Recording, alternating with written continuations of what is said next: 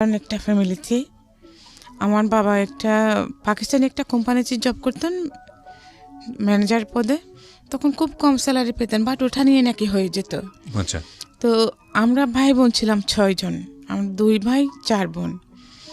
প্রথমে 2 বোন, তারপরে 1 ভাই, তারপরে আমি। তো আমার বয়স যখন 10 মাস তখন আনপ্রেজেন্টলি আমার ছোটো বোনটা দুনিয়াতে এসে যায়। আমার মা বুঝতে পারেনি যে উনি নেক্সট প্রেগনেন্ট হয়েছেন। যখন আমার ছোটো বোনটার জন্মের তৃতীয় দিন আমাকে আমার নানু বাড়িতে দিয়ে দেয়। তো আমি আমার নানু বাড়িতে বড় হয়েছি তখন থেকে। তো যতদিন আমার মামা, ছোট মামা, আমার মায়ের আবার 2 ভাই 2 বোন। জি। তো আমার ছোট মামা যতদিন বিয়ে করে নেয় ততদিন আমি সবার আদরে ছিলাম, মামার আদরে ছিলাম, নানা নানির আদরে ছিলাম। হ্যাঁ, আমার নানা নানির মৃত্যুর আগ পর্যন্ত আমি ওনাদের আদরেই ছিলাম। তখন মামা যখন বিয়ে করছেন তখন আমার আদরটা ওখান থেকে কমে যায়। কিন্তু আমার মামা আমাকে স্কুলে ভর্তি করার নেই। আচ্ছা। আমার মামার একজন ফ্রেন্ড আসছিলেন, তো উনি দেখছে, তখন আমি আরবি পড়তেছিলাম আমার মামির কাছে। তো উনি দেখছেন আমি পড়ার মধ্যে খুব একটু ভালো, তখন উনি বললেন আমার মামাকে যে তুমি ওকে স্কুল কেন ভর্তি করাচ্ছ না? তো কিছু বলেন নাই। তখন উনি আমাকে বাজারে নিয়ে গিয়ে আমাকে 2টা বই কিনে দিলেন, বা একটা বাংলা বই আর একটা অঙ্ক বই ক্লাস 1-এর। আচ্ছা। তো ওগুলো আমি কিছুদিন বাসায় পড়েছি। বাসায় পড়ার পরে আমার আরেক মামাতো বোন, আরেক মামার মেয়ে, ওর স্কুলে পড়তো, ও তখন ক্লাস 4-এ পড়তো। ওর সাথে আমি স্কুলে যাওয়া শুরু করি, যদিও আমাকে স্কুলে ভর্তি করে দেয় নাই। আচ্ছা। তারপরে স্কুলে ভর্তি না করা অবস্থাতেই যখন ওখানে ফার্স্ট টার্ম পরীক্ষা যখন আসছে, তো আমি পরীক্ষা দিতে পারছি না। তো হেড স্যার যিনি ছিলেন উনি কিন্তু আমার নানার পরিচিত ছিলেন, তুই আমাকে চিনতেন পরিচয় দেওয়ার পরে। তো বলছে তুই স্কুলে ভর্তি হচ্ছিস না কেন? তো আমি বলছি স্যার আমাকে ভর্তি করাচ্ছেন, আমি কি করে হব? তখন উনি বলছেন আচ্ছা ঠিক আছে পরীক্ষা দেবো, ভর্তি না হলে তো পরীক্ষা দিতে পারবে না, তো ঠিক আছে আমি তোর নাম রেজিস্টার করে নিচ্ছি, পরীক্ষা দেয়। তো আমি ফার্স্ট টার্ম পরীক্ষা দিয়ে আমি সেকেন্ড হই। তারপরে যখন আমি সেকেন্ড হই তখন হেড স্যার আমাকে আর ভর্তি করে নিলেন, আর কোনো টাকা পয়সা লাগলো না। তখন ভর্তি করতে 5 টাকা লাগতো। আচ্ছা। ওই 5 টাকার কারণে আমি এতদিন ভর্তি হতে পারিনি। জি। তারপরে আমি বার্ষিক পরীক্ষায় সেকেন্ড হয়ে ক্লাস 2-তে উঠলাম। ক্লাস 2 থেকে আমি অলওয়েজ আমার রোল নাম্বার 1 ছিল। কিন্তু আমার কখনো যে এরপর আমি বই কিনতাম না, তখন স্কুলেও বই দিত না, সরকারিভাবে কিনতে হতো। তো আমি কি করতাম, আমার 1-এর বই হয়তো বা ক্লাস 2-র বই অন্য একজনকে দিলাম, যে কারো মনে যারা 2 জন পড়ালেখা করতেছে, একজন 2-তে বা একজন 3-তে। তো আমার 2-র বই ওকে দিয়ে, যে বোনটা 2-তে উঠেছে ওকে দিয়ে, ও 3-র বইগুলো আমি নিতাম। এইরকম চেঞ্জ করে করে পড়তাম। আর আমাদের প্রত্যেক বছরই স্কুলে যে ফাংশনটা হতো, খেলাধুলা হতো, তো ওখানে আমি অনেকগুলো ইভেন্টে প্রাইজ পেতাম, যে রবীন্দ্রসঙ্গীত, নজরুল সঙ্গীত, দেশাত্মবোধক, তারপরে high jump, long jump, 200 metre, 400 metre দৌড়, স্কিপিং, সুই সুতা, এগুলো তো আমি অলওয়েজ ফার্স্ট হতাম। ওইখানে আমি যে প্রাইজগুলো পেতাম, খাতা কলম ওগুলো দিয়ে আমার হয়ে যেত। ইভেন বছরের লাস্টে গিয়ে যখন আমি, ওই সময় বাবা কোথায়? আমার বাবা ছিলেন না, আমার 3 বছর বয়সে আমার বাবা মারা গেছেন। মারা গিয়েছিলেন? জি। আচ্ছা। তো আমার মা অনেক কষ্ট করে আমার বাকি ভাই বোনদের বড় করেছেন। জি। তারপরে ওই বছর লাস্টের দিকে এসে যখন আমি খাতা কলমের ক্রাইসিসে পড়ে যেতাম, তো মাঝে মধ্যে স্কুলে যাওয়ার সময় আমার নানা আমাকে 25 পয়সা 50 পয়সা এরকম দিতেন। তো ওইগুলো আমি জমায় রাখতাম, তখন আমি ওই খাতা কলমগুলো কিনতাম। আবার মাঝে মধ্যে ইউনিসেফ থেকে কতগুলো খাতা দিত, ওইটা পেলেও আমার হয়ে যেত। জি। তো এইভাবেই আমি ক্লাস 7-এ আসি। 7 পর্যন্ত উঠে ক্লাস হাই স্কুলে উঠেও আমাকে ভর্তি করায় নাই। এরকম 4-5 মাস স্কুলে না যাওয়ার ফলে, তো হাই স্কুল প্রাইমারি স্কুল একসাথেই ছিল। তখন একদিন মোহাম্মদ আলী স্যার আমরা স্কুলে টিউবওয়েল থেকে পানি নিয়ে আসতাম, পানি খাইতাম। তো সেরকম সকালে একদিন পানির জন্য গেছি, তো হাই স্কুলের হেড স্যার আমাকে দেখেছেন। তো বলছি কি তুমি এখনও ভর্তি হও নাই, স্কুলে আসো না কেন, তুমি তো পড়ালেখায় ভালো। তা আমি বলছি স্যার অ্যাকচুয়ালি আমি ভর্তি হতে পারি নাই। তখন বলছি ঠিক আছে তুমি আজকে স্কুল টাইমে আমার সাথে দেখা করো। তো আমি গেলাম স্কুলে, তখন উনি আমাকে বলছে ঠিক আছে তোমার তো বোধহয় আর্থিক সমস্যাটা খুব বেশি। তো উনি আমার বাবা মার কথা জিজ্ঞেস করলেন, তো আমি বলছি স্যার আমার বাবা নেই, আমি নানা বাড়িতে থাকি। তখন উনি আমাকে নিজে স্কুলে ভর্তি করায় নিলেন। আচ্ছা আচ্ছা। ক্লাস 6-এ। তারপরে আমি ক্লাস 6 থেকে, তখন আমি যেহেতু 5 মাস পরে ভর্তি হয়েছি, তো আমার রোল নাম্বার 9 হয়, মেয়েদের মধ্যে সেকেন্ড, ছেলে মেয়ে উভয়ের মধ্যে আমি টপ 10-এর মধ্যে ছিলাম। তো আমি যখন ক্লাস 7-এ পড়ি, সেপ্টেম্বর মাস, তখন জোহরের নামাজ পড়তেছিলাম, ওই সময় আমার মামার সাথে একজন লোক আসেন। আচ্ছা। তো ওনারা আমাকে আমি ওনাদেরকে নাস্তা দিতে গেছি নামাজ পড়ে উঠে। এরপরে তো হ্যাঁ জলে যেরকম মানুষ আসে সবাই চলে গেছে। পরে 2-1 দিন পরে শুনতেছি উনি আমাকে বিয়ে করতে চাচ্ছেন। ওনার বয়স তখন 45 এক্সিট করছে। আচ্ছা আচ্ছা। উনি দুবাই থাকতেন। তো ওনার তখন উনি অলরেডি 5 সন্তানের জনক। ওকে। ওনার 5টা ছেলে মেয়ে, ওনার সেকেন্ড মেয়ে আমার সমবয়সী। হ্যাঁ। তারপরে আমার মামা তখন বেকার ছিলেন। আমার মামা একটা ম্যাচ ফ্যাক্টরিতে চাকরি করতেন। তার আগে ওনার চাকরি চলে যায়, তখন উনি বেকার ছিলেন। তো উনি নাকি আমার মামাকে বলেছেন যে বিদেশে নিয়ে যাবেন, হ্যাঁ আমাকে পড়ালেখা করাবেন, এইসব যখন বলছে মামা আমাকে ওনার সাথে বিয়ে দেওয়ার জন্য রাজি হয়ে গেছেন। কিন্তু এই কথা শুনে আমার মা, আমার ভাইটা আমার 6 বছরের বড়, এবং আমার মেজো আপা, ওরা কেউ বিয়েতে রাজি না। কিন্তু আমার মামা নাসুর বাঁধা, আমার মামা বলেছেন আমি ছোটবেলা থেকে বড় করেছি, আমি বিয়ে দিব, আর সে বেটার আর কিছু পাবো না। আচ্ছা। তো এখন সতীনের করে বিয়ে হলে কি হবে, সতীন ছাড়া বিয়ে হলে কি হবে, আমি এইগুলো কিছুই বুঝতাম না। তখন আমার 12 বছর চলতেছে মাত্র। তারপরে আমাকে বিয়ে দিয়ে দেওয়ার জন্য অনেক ঝগড়াঝাটি হচ্ছে। তখন আমার ভাই এক পর্যায়ে মারামারি পর্যন্ত লেগে গেছে আমার মার সাথে, আমার মামার সাথে। আমার মা ভাইকে লম্বা কিরিচ নিয়ে দৌড়ায় ছুটছেন। আচ্ছা। তারপরে এখন আমাকে তো আর যেতে দিচ্ছে না। আমার ভাই বলছে তুই আমার কাছে চলে আয়, ওদের সাথে আর থাকার দরকার নাই, কিন্তু আমাকে যেতে দিচ্ছে না। তখন আমার ভাই আমাকে ডেকে এনে বলতেছে যে দেখ তুই তো এগুলো বিয়ের সাথে কিছু বুঝিস না, তোকে যদি ওরা রাজি কিনা ওখানে কাজে আসবে, তোকে রাজি কিনা জিজ্ঞেস করলে তুই বলবি যে না তুই রাজি না। তুই যদি রাজি না হস তাহলে তোর বিয়েটা হবে না। তা আমি বলছি আচ্ছা ঠিক আছে। এরপরে যখন কাজে আসছে তো ওখানে সবাই, আমার মামা আরও ওখানে যত লোকগুলো ছিল ওরা তো সবাই বড় বড়, আমার ভাইয়া তো ছোট ছিল। তো আমাকে বলতেছে যে তুই রাজি তো? আমি কিছু বলতেছি না, আমি বলছি যে না। হ্যাঁ, তখন ওরা বলছে যে হ্যাঁ রাজি, মাথা নাড়াই জোর করে আমাকে মাথা নাড়ে, কিন্তু কাজই শুনে নাই আমার কথাটা, বলছে যে রাজি, বাস বিয়ে হয়ে গেছে। তারপর বিয়ে পরে ওখানে বিয়ে হয়ে গেল আপনার? হ্যাঁ, ওই লোকের সাথে আমার বিয়ে হয়ে গেছে। ওকে। আপনার ফ্যামিলি জানতো ওনার সম্পর্কে, জানতো যে ওনার আগে একটা বিয়ে আছে এরকম আছে? হ্যাঁ, সবকিছু জানতো। জেনে শুনে আপনাকে এভাবে বিয়ে দিল? জি, জেনে শুনে দিয়েছেন। ওকে। তো এটা কোনো নাকি ফ্যাক্টর না, পুরুষ মানুষের বয়সটা কোনো ফ্যাক্টর না। আচ্ছা, তার এগুলো আমি বুঝতামই না। তারপর আমাকে বিয়ে দিয়ে দিয়েছে। বিয়ের পরে ওই লোকের সাথে যখন আমাকে এখন যেটা বাসর বলতেছে, বাসর দিল, তো আমি কিছু বুঝি না। আমাকে ওখানে রুমে ঢুকে দেওয়ার আগে আমার মামি বললো যে উনি যখন রুমে ঢুকবেন তুই ওকে সালাম করবি। তো উনি যখন রুমে ঢুকে যখন আমার হাত ধরে টানাটানি করছে, আমি দৌড় দিচ্ছি একদিকে, রুমের এক কোনায় চলে গেছি। তারপর দেখি উনি চুপচাপ বসে আছেন। তো হঠাৎ আমার মনে পড়ছে আমার মামি যে আমাকে বলছে ওনাকে সালাম করতে, তা আমি আবার গিয়ে ওনাকে সালাম করছি। ওকে। যদিও আমরা হাসছি, বাট বুঝতেই পারছেন যে কতটা আজকের আমাদের সামাজিক সচেতনতার জায়গা থেকে এই ধরনের ভয়ানক ব্যাপারগুলো চিন্তা করা যায়। জি, আমি যখন ওনাকে সালাম করেছি তখন উনি আমাকে ধরে ফেলছেন।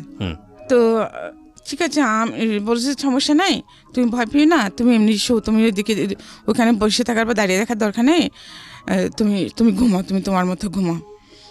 তো আমি ঠিক আছে, আমি এক পাশে শুয়ে গেছি। উনি বিদেশ চলে যাবেন আবার, 4 মাস ছিলেন, 4 মাসের মধ্যে এইসব এত কিছু করে ফেলেছেন। তো যখন চলে যাচ্ছেন তখন আমাকে ওনার সাথে করে ওনাদের বাড়িতে নিয়ে গেলেন। ওনাদের বাড়িতে নেন নাই, ওনার এক চাচার বাড়িতে নিয়েছিলেন। তো চাচা বাড়িতে নেওয়ার পরে ওখান থেকে তারপর দিন আবার ওনার মা এসে ওনাদের বাড়িতে নিয়ে গেছেন আমাকে। তারপরে উনি ওখানে আমাকে রেখেই দেন, উনি বাইরে চলে যান। তারপরে উনি চলে যাওয়ার পরে আমাকে আর আসতে দিয়েছিল মনে হয়। তারপরে যাই হোক, আমাকে ওখানে আমি বেশ কিছুদিন ছিলাম। থাকার পরে আবার আমার নানার বাড়িতে চলে আসি। তো আসার পরে আমি উঠান ঝাড়ু দিচ্ছিলাম প্রায় 3 মাস পরে। তো উঠান ঝাড়ু দেওয়ার পর আসরের নামাজের পরে তো ঝাড়ু দেওয়ার সময় হঠাৎ আমি অজ্ঞান হয়ে পড়ে যাই। আচ্ছা। তো আমার মামি দেখেছে, দেখার পরে আমাকে বাসায় নিয়ে যায়। বাসায় নিয়ে পানি টানি ঢালার পরে আমি সুস্থ হই, আমার জ্ঞান আসে। কিন্তু এরপর থেকে কেমন জানি আমি পাগলামি করি। আচ্ছা। হ্যাঁ, সবাই বলছে জিনের বাতাস লেগেছে, যেটা হয় গ্রামাঞ্চলে আর কি, যেটা বলে। হ্যাঁ, এরকম। আমি 3 মাস কমপ্লিটলি এরকম ছিলাম। আচ্ছা। হ্যাঁ, কিন্তু এর মধ্যেও যে উনি যে আমাকে পড়ালেখা করাবেন বলেছিলেন, বাট উনি কিন্তু আমাকে পড়ালেখা আর করার নেই।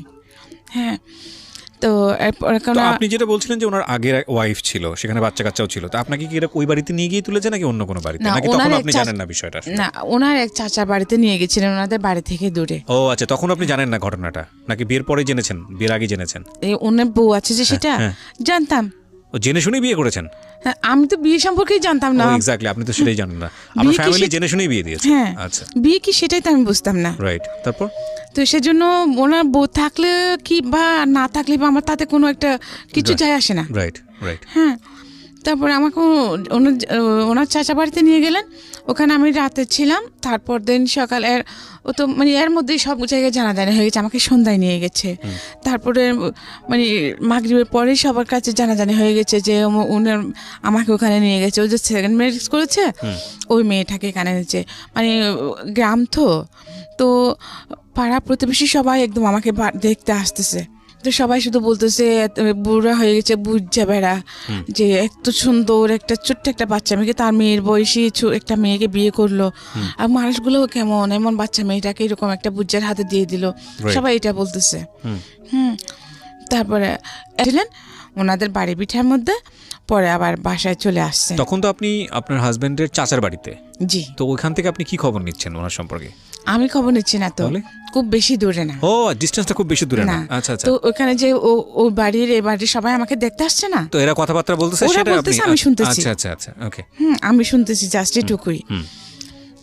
তারপর দিন কি করছে, সকাল 9টার দিকে আমার শাশুড়ি আসছে।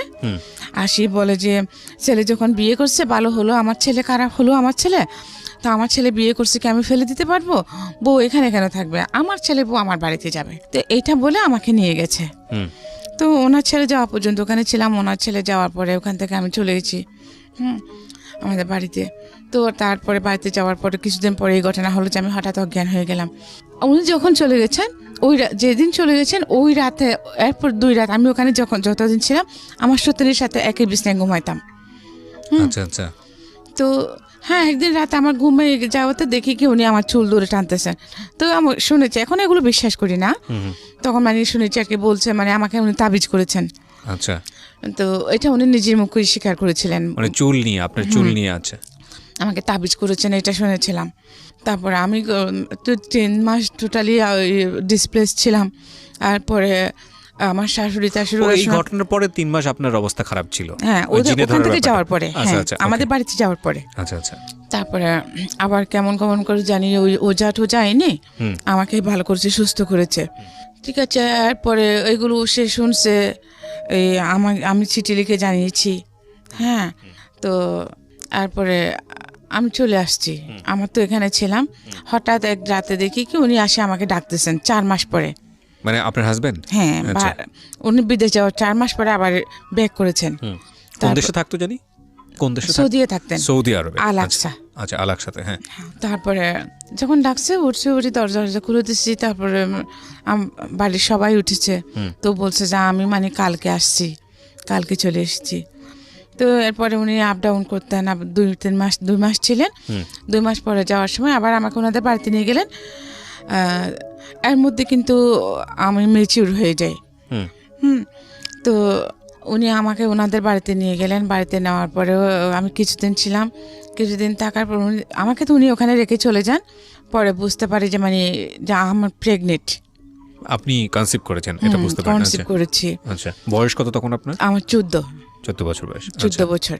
7 বছর বয়সে বিয়ে হওয়ার পরে আপনি 14 বছর বয়সে ওনার সঙ্গে 4 মাসের দেখা, আমি ঠিক বুঝতে পারছি না, মানে এত ছোট গ্যাপটা কিভাবে হয় আসলে? ওনার সাথে আমার বিয়ে হয় তখন আমার 12 বছর 2 মাস। আচ্ছা। হ্যাঁ, তো এরপর উনি অনেকদিন বাড়িতে ছিলেন। থাকার পরে যে ওই যে আমি হাসপাতাল নিল, থাকার পর উনি আবার দেশে বাইরে চলে গেলেন। আপনি বলছেন যে 7 বছর বয়সে আপনাকে দেখতে আসে, তাহলে ওটা কোনটা? আমি তো ক্লাস 7 এ 7 বছর। ও আচ্ছা আচ্ছা, right. I am extremely sorry, আপনি তখন ক্লাস 7 এ। আমার নিজেরই ভুল হয়েছে, ঠিক আছে, সমস্যা নেই। আমি ক্লাস 7 এ তখন। ঠিক আছে, একদম ইউ আর পারফেক্ট। রাইট, বলেন তারপর। আমি কিন্তু জানতাম না যে প্রেগনেন্ট হয়েছে এটা, কিন্তু আমার খুব বমি হচ্ছিল, মাথা ঘোরাচ্ছিল। তখন এই আমার চাচি শাশুড়ি বলতেছে আর কি, আমার চাচি শাশুড়ি, আমার বড় যা, ওরা বলতেছে যে ছেলে আসতেছে এগুলো বললো। তার মধ্যে আমার না খুব বেশি জ্বর হয় তখন, যে বমি, মাথা ঘোরানোর সাথে জ্বর হলো। 105 হয়ে যায় জ্বর।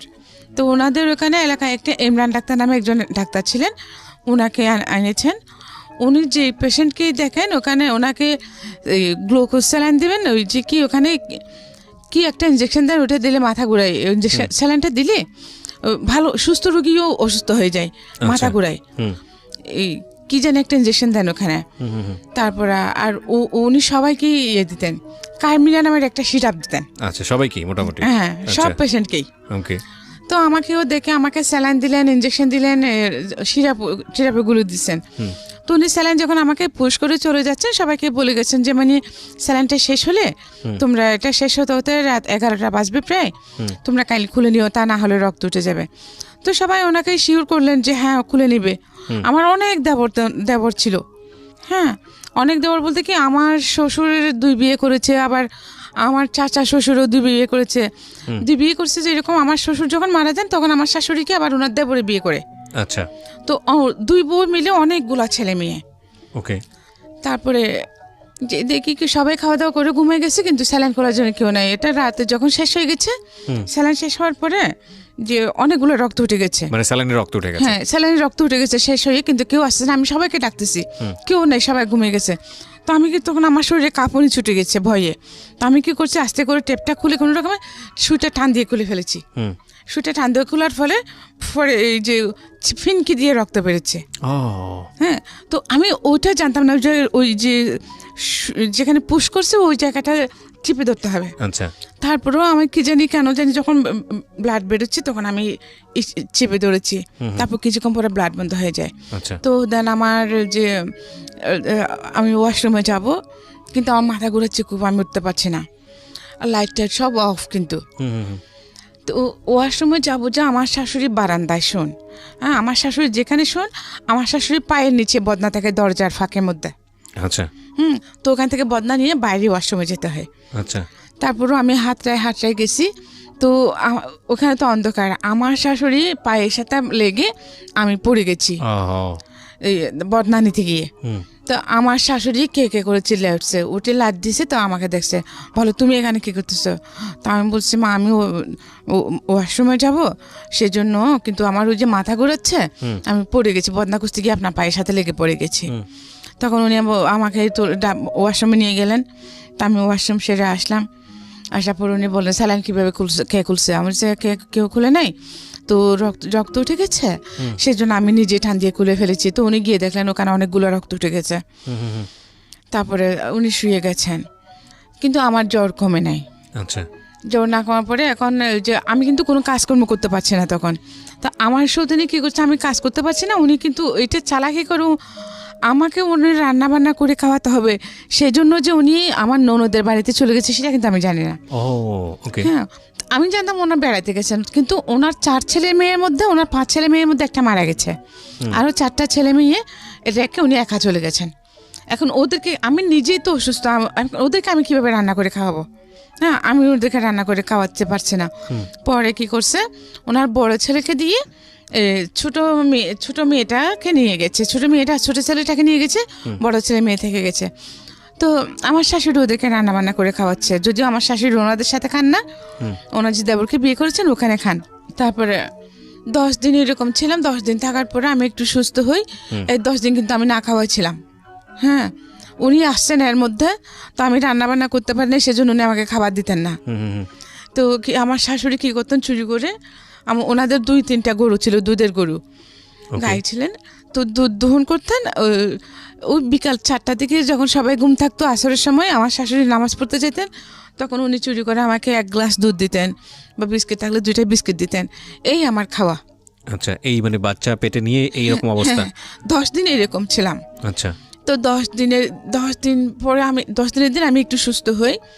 সুস্থ হওয়ার পরে ওদিন শুক্রবার ছিল, তো আমাকে বলতেছে যে এভাবে তোমার এখন 4 মাস চলতেছে, তখন আমার প্রেগন্যান্সির 4 মাস চলতেছে, তুমি সামনে তোমার বডি বড় হয়ে যাবে, তখন তুমি আর যেতে পারবে না, তুমি এখন আমার সতীন আর আমার শাশুড়ি আমাকে বলতেছে তুমি এখন তোমার বাবার বাড়ি থেকে ঘুরে আসো, আজকে শুক্রবার, আগামী শুক্রবারে তোমাকে মালিক গিয়ে নিয়ে আসবে, মালিক আমার দেবর। তা আমি বলছি আচ্ছা ঠিক আছে। তো আমি ওই দিন আমাকে ভাত দিবে যে একটা শুকনো একটা লাকড়ি ছিল, বড় ঘাস ছিল। আমাকে বলে যে এটা একটু ফাড়ি দাও কষ্ট করে, এই তারপরে তুমি গোসল টোসল করে খাওয়া দাওয়া করে নাও, জুমার পরে তুমি চলে যাইও। তো আমি ঠিক আছে, আমি অনেক কষ্ট করে লাকড়িটা অর্ধেক ফেটেছি, লাকড়ি করেছি গাছেটা। তারপরে জোহর আজান দিছে, আমি গোসল টোসল করে ভাত টাত খাইলাম। খাওয়ার পর আমাকে পাঠিয়ে দিয়েছে, 50 টাকা দিয়েছে। তো বিয়ের সময় আমাকে যে কাপড় চোপড় দিয়েছিল ওগুলো কিছুদিন ওগুলো রেখে দিছে। আচ্ছা, সোনা গয়না সব রেখে দিছে। এই আমাকে 2টা শাড়ি, 2টা ব্লাউজ, 2টা পেটিকোট আর একটা পুরনো ব্যাগ দিয়েছে। ব্যাগ দিয়ে আমাকে 50 টাকা দিয়ে মালিকের সাথে পাঠিয়ে দিল। তো আমাকে বলছে আজকে শুক্রবারে যাচ্ছ, আগামী শুক্রবারে মালিক যাবে, তুমি চলে আসিও। তো ঠিক আছে, আমিও চলে গেছি। কিন্তু এয়ারপোর্ট আমাকে আনতে চায় না। 1 শুক্রবার 2 শুক্রবার, এই প্রায় মানে তখন আমার প্রায় 8 মাস চলতেছে। তো কি করবো এখন আমি? আমার মামাকে বলতেছি, আমার ওরাও তো গরিব, এখন আমি ওখানে, ওরাও আমাকে সহ্য করতে পারছে না। আচ্ছা, হ্যাঁ, যে আমাকে বিয়ে দিয়েছে বড় লোকের কাছে, ওদেরকে শুদ্ধ ক্যারি করবে এটা ভেবে। এখন সে আমারই করসপরেন্স দিচ্ছে না। উনি আমাকে চিঠি পাঠাইছেন কি, ও আমি যাওয়ার পরে, তুমি আমার মাকে লাথি মেরে চলে এসেছো, হ্যাঁ, তো তোমাকে আমি নিব না। যে মেয়ে আমার মাকে অপমান করে লাথি মেরে চলে আসে, তার আমার বাড়িতে তার কোনো ঠাঁই নেই। সে যদি আমার মা, এটা আপনার জামাই আপনাকে বলছে? চিঠি লিখেছে, তখন তো মোবাইল ছিল না। তো উনি 1 মাস পরে চিঠি আসা, 1 মাস লাগে একটা চিঠি আপ ডাউন করতে। তো আমি ওনার চিঠি পাই যে তুমি আমার মাকে লাথি মেরে চলে এসেছো, আমার মার সাথে বেয়াদবি করেছো, এখন তুমি আমার মার পায়ে ধরে ক্ষমা চাইবে। আমার মা যদি তোমাকে ক্ষমা করে দেন, তুমি আমাদের বাড়িতে থাকতে পারবে। হ্যাঁ, তো এখন আমি কিছুই বুঝতে পারছি না ব্যাপারটা। আমি ওনাকে কখন লাথি মারলাম, আমি তো এসব কিছুই জানি না। তখন আমি ওনাকে বললাম যে চিঠি লিখলাম যে আমি তো এসব কিছু জানি, এরকম কিছু হয়নি, আমি অসুস্থ ছিলাম, মাথা ঘুরে পড়ে গেছিলাম ওনার পায়ের সাথে হুচটকে, আমি তো ওনাকে লাথি মারি নাই। তো চিঠি না, আমি ওনাকে ক্যাসেট পাঠালাম, একটা ট্যাপ রেকর্ডারে ক্যাসেট কথা রেকর্ড করে সম্পূর্ণ ঘটনা আমি ওনাকে বলে পাঠালাম। প্রথম ছেলে হলো, তারপরে ও তো কোনো খোঁজখবর নেয় না। আল্লাহর রহমতে হয়ে গেছে, ছেলে বড় হচ্ছে আস্তে আস্তে। তো ও কিন্তু আর আসে নাই, মানে আপনার জামাই আর খোঁজ নিচ্ছে না? খোঁজে নেয় নাই, টাকা পয়সাও দেয় নাই, এই আসেও নাই, আমার টোটালি কোনো খোঁজ রাখতেছে না। কিন্তু এর মধ্যে আমার মামাও কিন্তু আমাকে ইয়ে করতেছে। হ্যাঁ, ওরা কেউ আমাকে সহ্য করতে পারছে না। তারপরে এখন আমার ছেলেটা যখন 1 বছর হয়ে গেছে, তো ওইখানে ফ্যামিলি প্ল্যানিংয়ে লোক নিচ্ছিল, ক্লাস 8 পাস নিচ্ছে তখন। হ্যাঁ, তো আমার ক্লাসমেটের ভাই কিন্তু ফ্যামিলি প্ল্যানিংয়ের হেড ছিলেন ওখানকার, আমাদের এই থানার। হ্যাঁ, তো আমি ওনাকে গিয়ে ধরলাম, আমার মামাকে জিজ্ঞেস করছি আগে যে মামা, তো ওখানে তো এরকম যে লোক নিচ্ছে, তো আমি তো করতে পারবো, নিম্ন মাধ্যমিক চেয়েছে, তো জাহিদ ভাই যেহেতু ওখানে আছে, আমি ওনার সাথে কথা বলি ওটা আমাকে নেবে কিনা, তো শুধু শুধু বসে থাকে কী করবো। তো আমার মামা বললেন যে আচ্ছা ঠিক আছে যা। তো আমি জাহিদ ভাইকে বললাম যে ভাইয়া, আপনি তো আমার সব কিছু জানেন, তো আমি তো পড়ালেখা করতে পারি নাই, তো আপনি আমার জন্য একটু প্লিজ ট্রাই করেন না আমাকে একটুখানি চাকরিতে দেওয়ার জন্য। তো উনি বললেন যে আচ্ছা ঠিক আছে, আমি চেষ্টা করব, তো তুমি চকরি আসো, ওখানে হেড অফিসে যেতে হবে, ও আসো। তো আমার মামাকে বললাম, মামা বললেন যে আচ্ছা ঠিক আছে। তো আমি বোরকা টুরকা পরে গেলাম। তো এই ব্যাপারে কয়েকবার আপ ডাউন করছি। হ্যাঁ, আজকে না হয় কালকে হবে, কালকে না হয় পরশু হবে, তো ঘোরাচ্ছে, আমিও ঘুরতেছি। তো এর মধ্যে মানুষে নানা কথা বলছে কি দুবাইওয়ালার কাছে বিয়ে দিয়েছে, এখন জামাই বিদেশে গেছে, সেই জন্য ছোট মেয়ে। হ্যাঁ, মানে আমার ক্যারেক্টার নিয়ে কথা বলছে, কেমন করে থাকবে এগুলো বলতেছে। আচ্ছা আচ্ছা। বাট আমার মাইন্ডে কিন্তু এগুলো টোটালি ছিল না। উনিও তো আমার কাছে থাকলেই বা কি, না থাকলেই বা কি, এটা আমার কোনো ফরক পড়তো না। আমি ওনাকে মানে লাভ কী জিনিস সেটাও আমি বুঝতাম না, সংসার কী জিনিস সেটাও আমি টোটালি বুঝতাম না। বদনাম করতেছে, আমাকে চলে যেতে বলছে না, আমি চলে যাবো, দ্যাটস ইট, আমার ধারণা এটুকুই। তারপরে ঠিক আছে, তখন আমার মামা আমাকে এগুলো নিয়ে টর্চার করতেছে। হ্যাঁ, যে মানুষে খারাপ বলতেছে। তাহলে যে মামা, মানুষে খারাপ বলতেছে, মানুষে তো জানে না আমাদের ভিতরে কি হচ্ছে।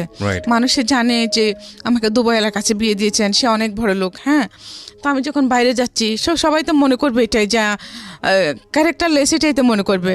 আর যেহেতু গ্রাম, মানুষের কাজে হচ্ছে বলা, ওরা যে এত দিনের পর যে না খেয়ে থাকছে, ওরা কেউ আমাদের কাছে একবেলা খাওয়া খেয়েছি কিনা জিজ্ঞেস করছে? করে নাই। তাহলে ওদের কথায় আমাদের কি এসে যায়?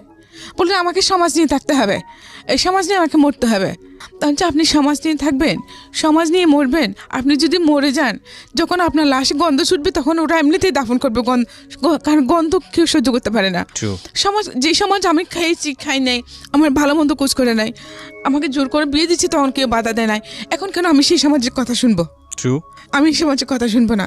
তখন আমার মামা আমাকে বার করে, খুব মেরেছেন, মেরে আমাকে বার করে দিলেন, এই বাচ্চা সহ বার করে দিয়েছেন। এখন আমি আমার মার কাছেও যেতে পারছি না। বাচ্চার বয়স কত তখন? বাচ্চার বয়স তখন 1 বছর 10 মাস। তারপর এখন আমি আমার মার কাছেও যেতে পারছি না, কারণ উনি আমাকে ওদের বিরুদ্ধে গিয়ে আমাকে বিয়ে দিয়েছেন। ওখানে গেলে আমার ভাই আমাকে যেতে দিচ্ছে না। হ্যাঁ, তো আমি কোথায় যাবো? আমার মামা এখন ওদের মনে টাকা পয়সা দিচ্ছেন না, আমার দোষ, এটাও আমার দোষ। আমি চাকরি করতে চাচ্ছি ওনাদেরকে একটু হেল্প করার জন্য। হ্যাঁ, নিজেও একটু ভালো থাকবো, না খেয়ে থাকতেছি দিনের পর দিন। এমন হয়েছে যে আমি লাকড়ি কাটতে গেছি, সারাদিন গাছ কেটে যে কয়মন হয়েছে এগুলো টাকাগুলো দিয়ে সন্ধ্যায় এসে 8টায় না আমরা রুটি বানিয়ে খেয়েছি।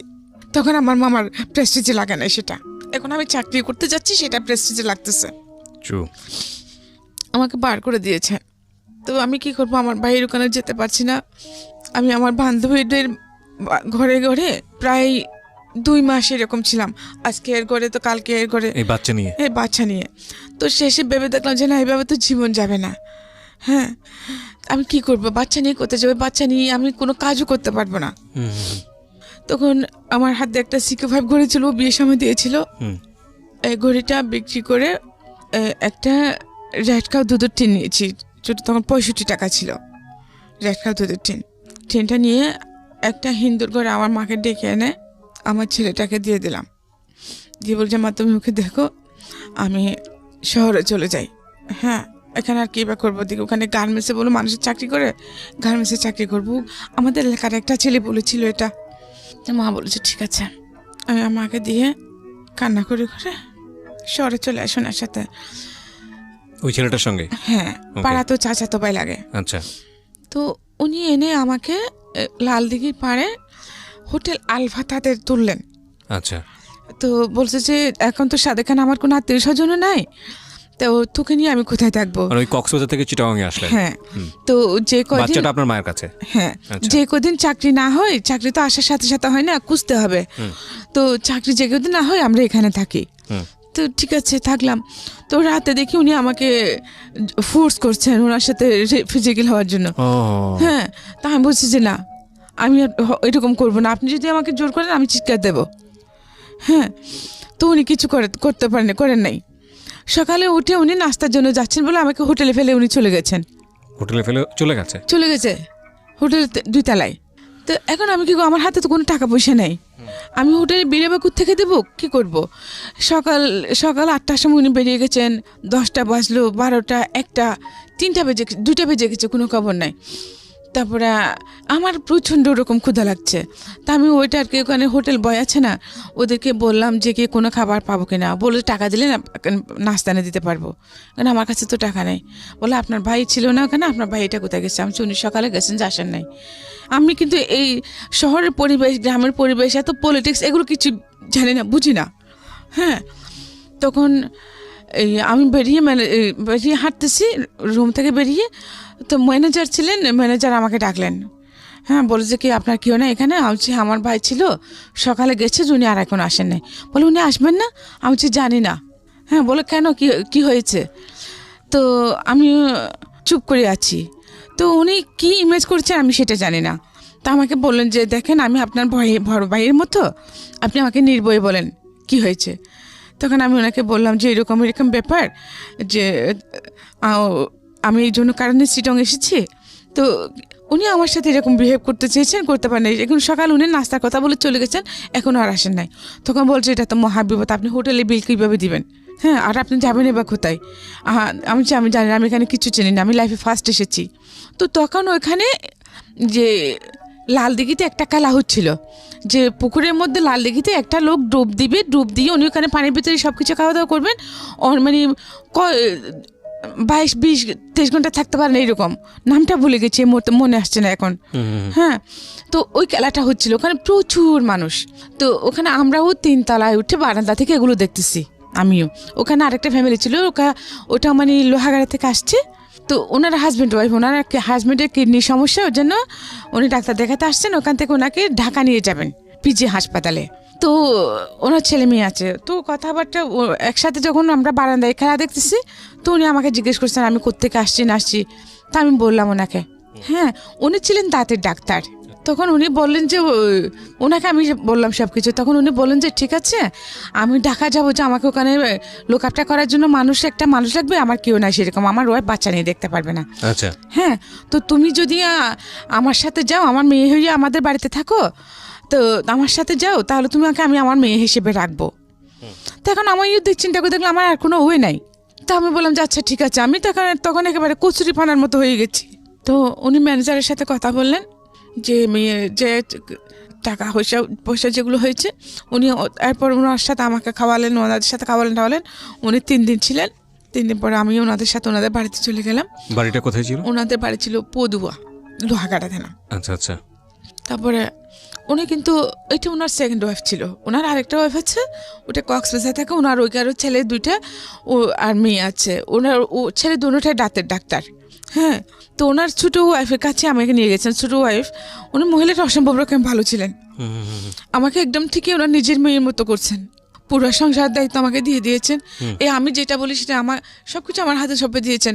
রান্না বান্না, ওনার ঘরে সব কিছু আমি সামলাচ্ছি সব, আমি ওরকম বড় মেয়ের মতো। জি। কিন্তু ওনার সন্তানের একটা মেয়ে ছিল সেখানে, ওনার সাথে রেহানা নাম। ও ক্লাস 9-এ পড়তো তখন। ওর এটা সহ্য হয় নাই। ওর এই অপরচুনিটিটা ওটা ওর সৎ মা হিসেবে থেকেছে ওনার সাথে সারা জীবন। সৎ মাকে সৎ ভেবেছে, আপন ভাবে কাছে আসে নাই। হ্যাঁ, তো আমি ওই জিনিসটা করে নিতে পেরেছি। তো এখন ওনার এটা সহ্য হচ্ছে না। তো ওনার একটা ঘড়ি হারিয়ে গেছে রেহানার। এখন উনি বলছেন ঘড়িটা আমি চুরি করেছি। আচ্ছা। তা আমি বলছি আমি নিই নাই। তো সন্ধ্যাবেলায় যখন আব্বু আসলেন, ওনার বাবাকে আমি বাবা ডাকতাম। আপনি বাবা ডাকতেন? হ্যাঁ। আচ্ছা, যিনি আপনাকে নিয়ে গেল ডাক্তার, ওনাকে বাবা ডাকতেন? বাবা ডাকতাম, ওনার ওয়াইফকে মা ডাকতাম। আচ্ছা। ওনার ছেলে মেয়েরাও আমাকে বোনের মতো জানতো। আল্লাহ বেঁচে আছেন কিনা জানি না, মারা গিয়ে থাকলে আল্লাহ জান্নাত দান করুন। তারপর তো উনি বলেন যে আমাকে জিজ্ঞেস করছে তুই কে নিয়েছিস? আমি বলছি না বাবা আমি নিই নাই, আমি ঘুরে দিয়ে কী করবো? আপনি আমাকে আশ্রয় দিয়েছেন, এটাই আমার কাছে শুকর আলহামদুলিল্লাহ। আমাকে যে অপরচুনিটি আপনি দিয়েছেন, এটা আমার কল্পনাতীত। আমি ঘুরে দিয়ে কী করবো? ঘুরির দরকারই তো নাই। তো উনি সেটা বিশ্বাস করেছেন। উনি আমার ফেস দেখে বুঝতে পারছেন আমি সত্যি বলছি, কিন্তু ওনার মেয়ে বিশ্বাস করছে না। উনি আমাকে আমার পুরো বডিতে চেক করে দেখলেন, এখানে এখানে সবখানে হাত ঢুকা দিয়ে পাই নাই। তখন উনি আমাকে বাথরুমের ভিতরে নিয়ে গেলেন। উনি বলছেন যে আমি আমার গোপন আগের ভিতরে গড়িয়ে লুকা রাখছি। ওনার সৎ মেয়েটা? হ্যাঁ। সবখানে দেখার পরে আমি বলছি যে আমি খুব কান্না করতেছি, আমি তো কিছু বলার বাসা পাচ্ছি না। কলঙ্কিত হলাম, চুর হলাম, বাট চুরির জিনিসটা আমার কাছে পাইল না। আমাকে এমন এমন জায়গায় চেক আপ করলো। তখন তারপর দিন ওই বাবা আমাকে একটা চিঠি লিখে দিলেন। ওনার এক ভাইয়ের ছেলের সাথে আমাকে কক্সবাজার পাঠিয়ে দিচ্ছেন ওনার ছেলের কাছে, যে তুমি ওখানে থাকবে, তুই ওখানে থাকবি, ও তোকে ডাক্তারি শিখাবে, দাঁতের কাজকর্মগুলি শিখাবে, তুই লাইফে কিছু করতে পারবি, এখানে তুই থাকতে পারবি না। হ্যাঁ, তুই এখান থেকে চলে যা। আমি চেয়েছিলাম তোকে আমার মেয়ের মতো রাখতে।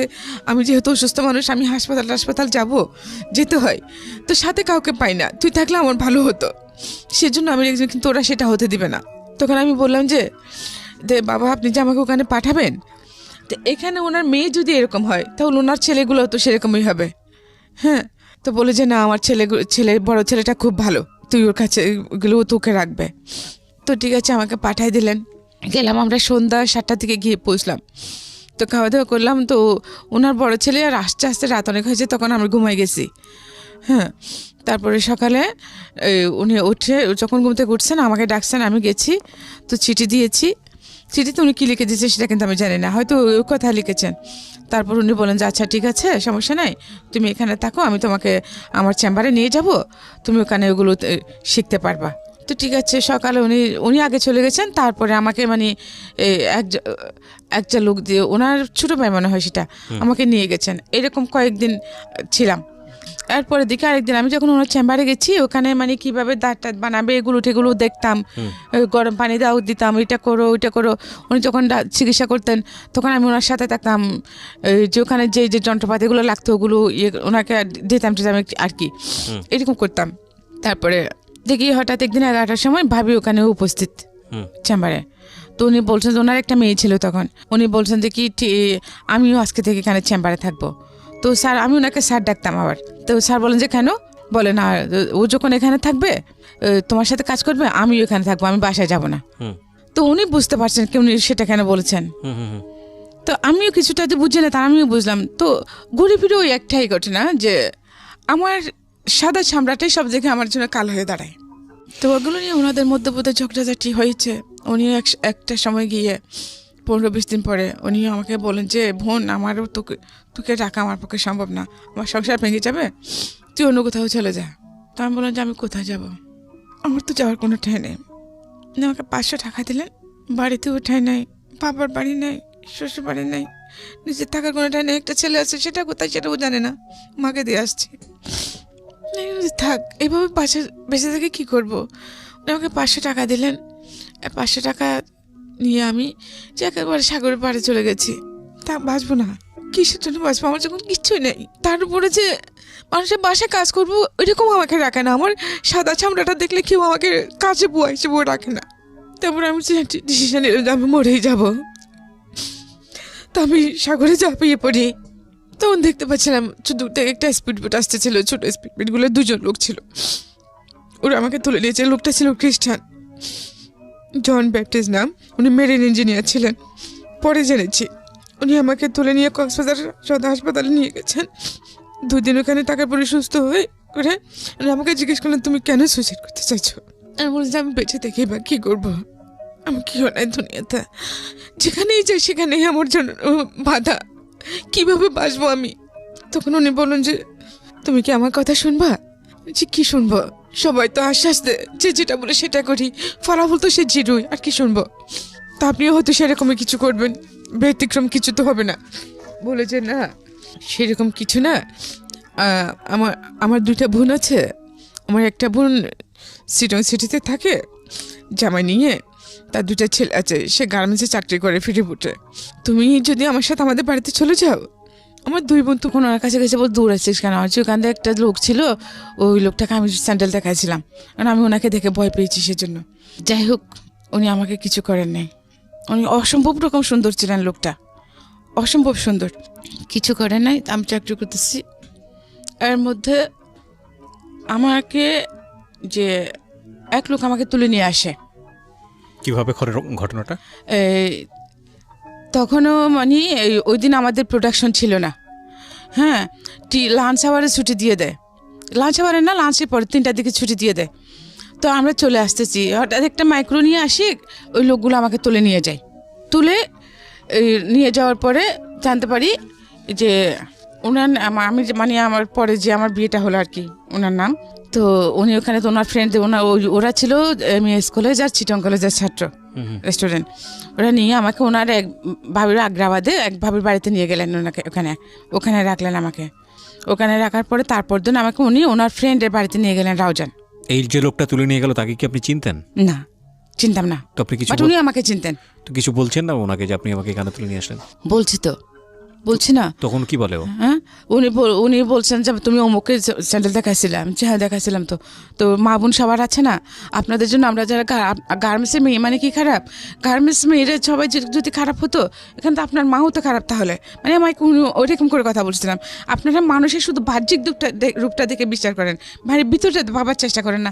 একটা মেয়েকে দেখলাম, ভালো লাগলো, তাকে যেভাবে হোক আমার পেতেই হবে। কেন? সেটা যদি আপনার বোন, ওটাকে আপনার বোনের চোখে দেখতে পারেন না? তা আমার যে আপনি জানেন আমার জীবনে কত কষ্ট আছে, কত যন্ত্রণা আছে। হ্যাঁ, আমি এত ছোট্ট বয়স, আমার একটা বাচ্চা আছে। আমি সারাদিন কাজ করি, ভালো থাকি, সারা রাত আমি ঘুমাতে পারি না, আমি বাচ্চার জন্য কান্না করি।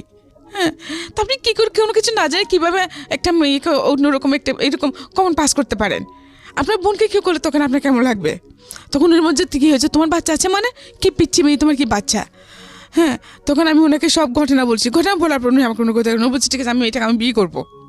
হ্যাঁ, তো বিয়ে করবেন উনি আমাকে 1 মাস ওখানে রাখলেন, হলদিয়া গ্রামে রাখলেন ওনার ফ্রেন্ডের পাশে।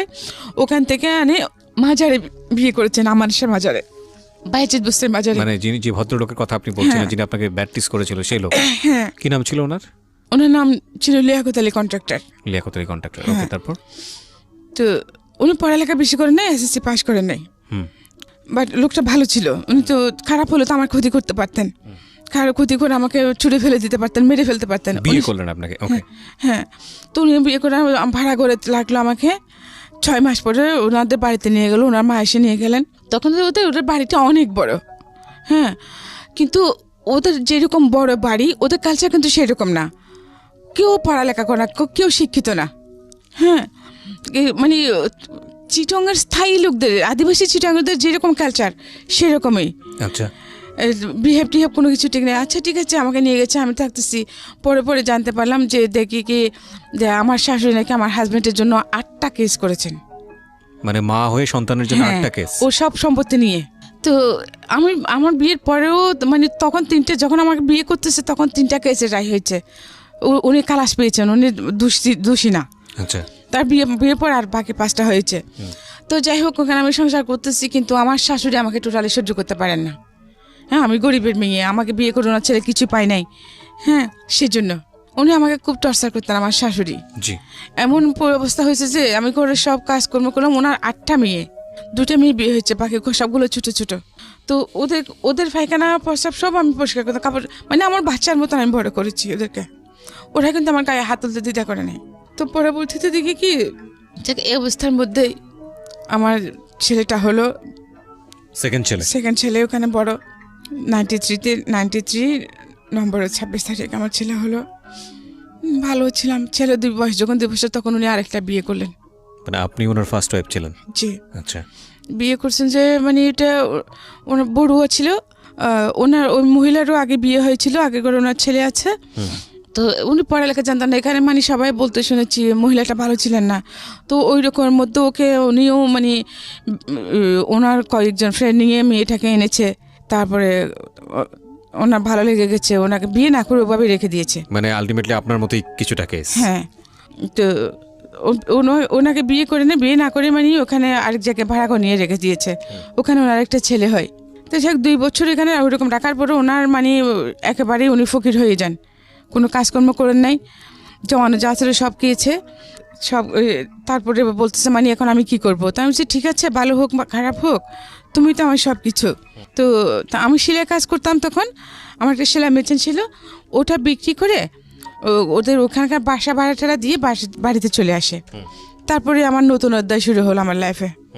আমি ভাবছিলাম কি, তা আমি ওর সাথে সতীনের মতো থাকবো না, আমি মানে বান্ধবীর মতো থাকবো, বোনের মতো থাকবো। তা আমি সারাদিন কাজকর্ম সব করতাম, ও কোনো কাজ করতো না। ও সন্ধ্যাবেলা ওই আমার স্বামী আসলে যে ও কিন্তু প্রচুর ড্রিঙ্ক করতো। মানে আপনার হাজবেন্ড ড্রিঙ্ক করতো? প্রচুর ড্রিঙ্ক করতেন। তো ওকে বলতেন, আমি ওকে গালি দিয়েছি, এই করেছে সেই করেছে, পরে আসে উনি আমাকে মারতেন।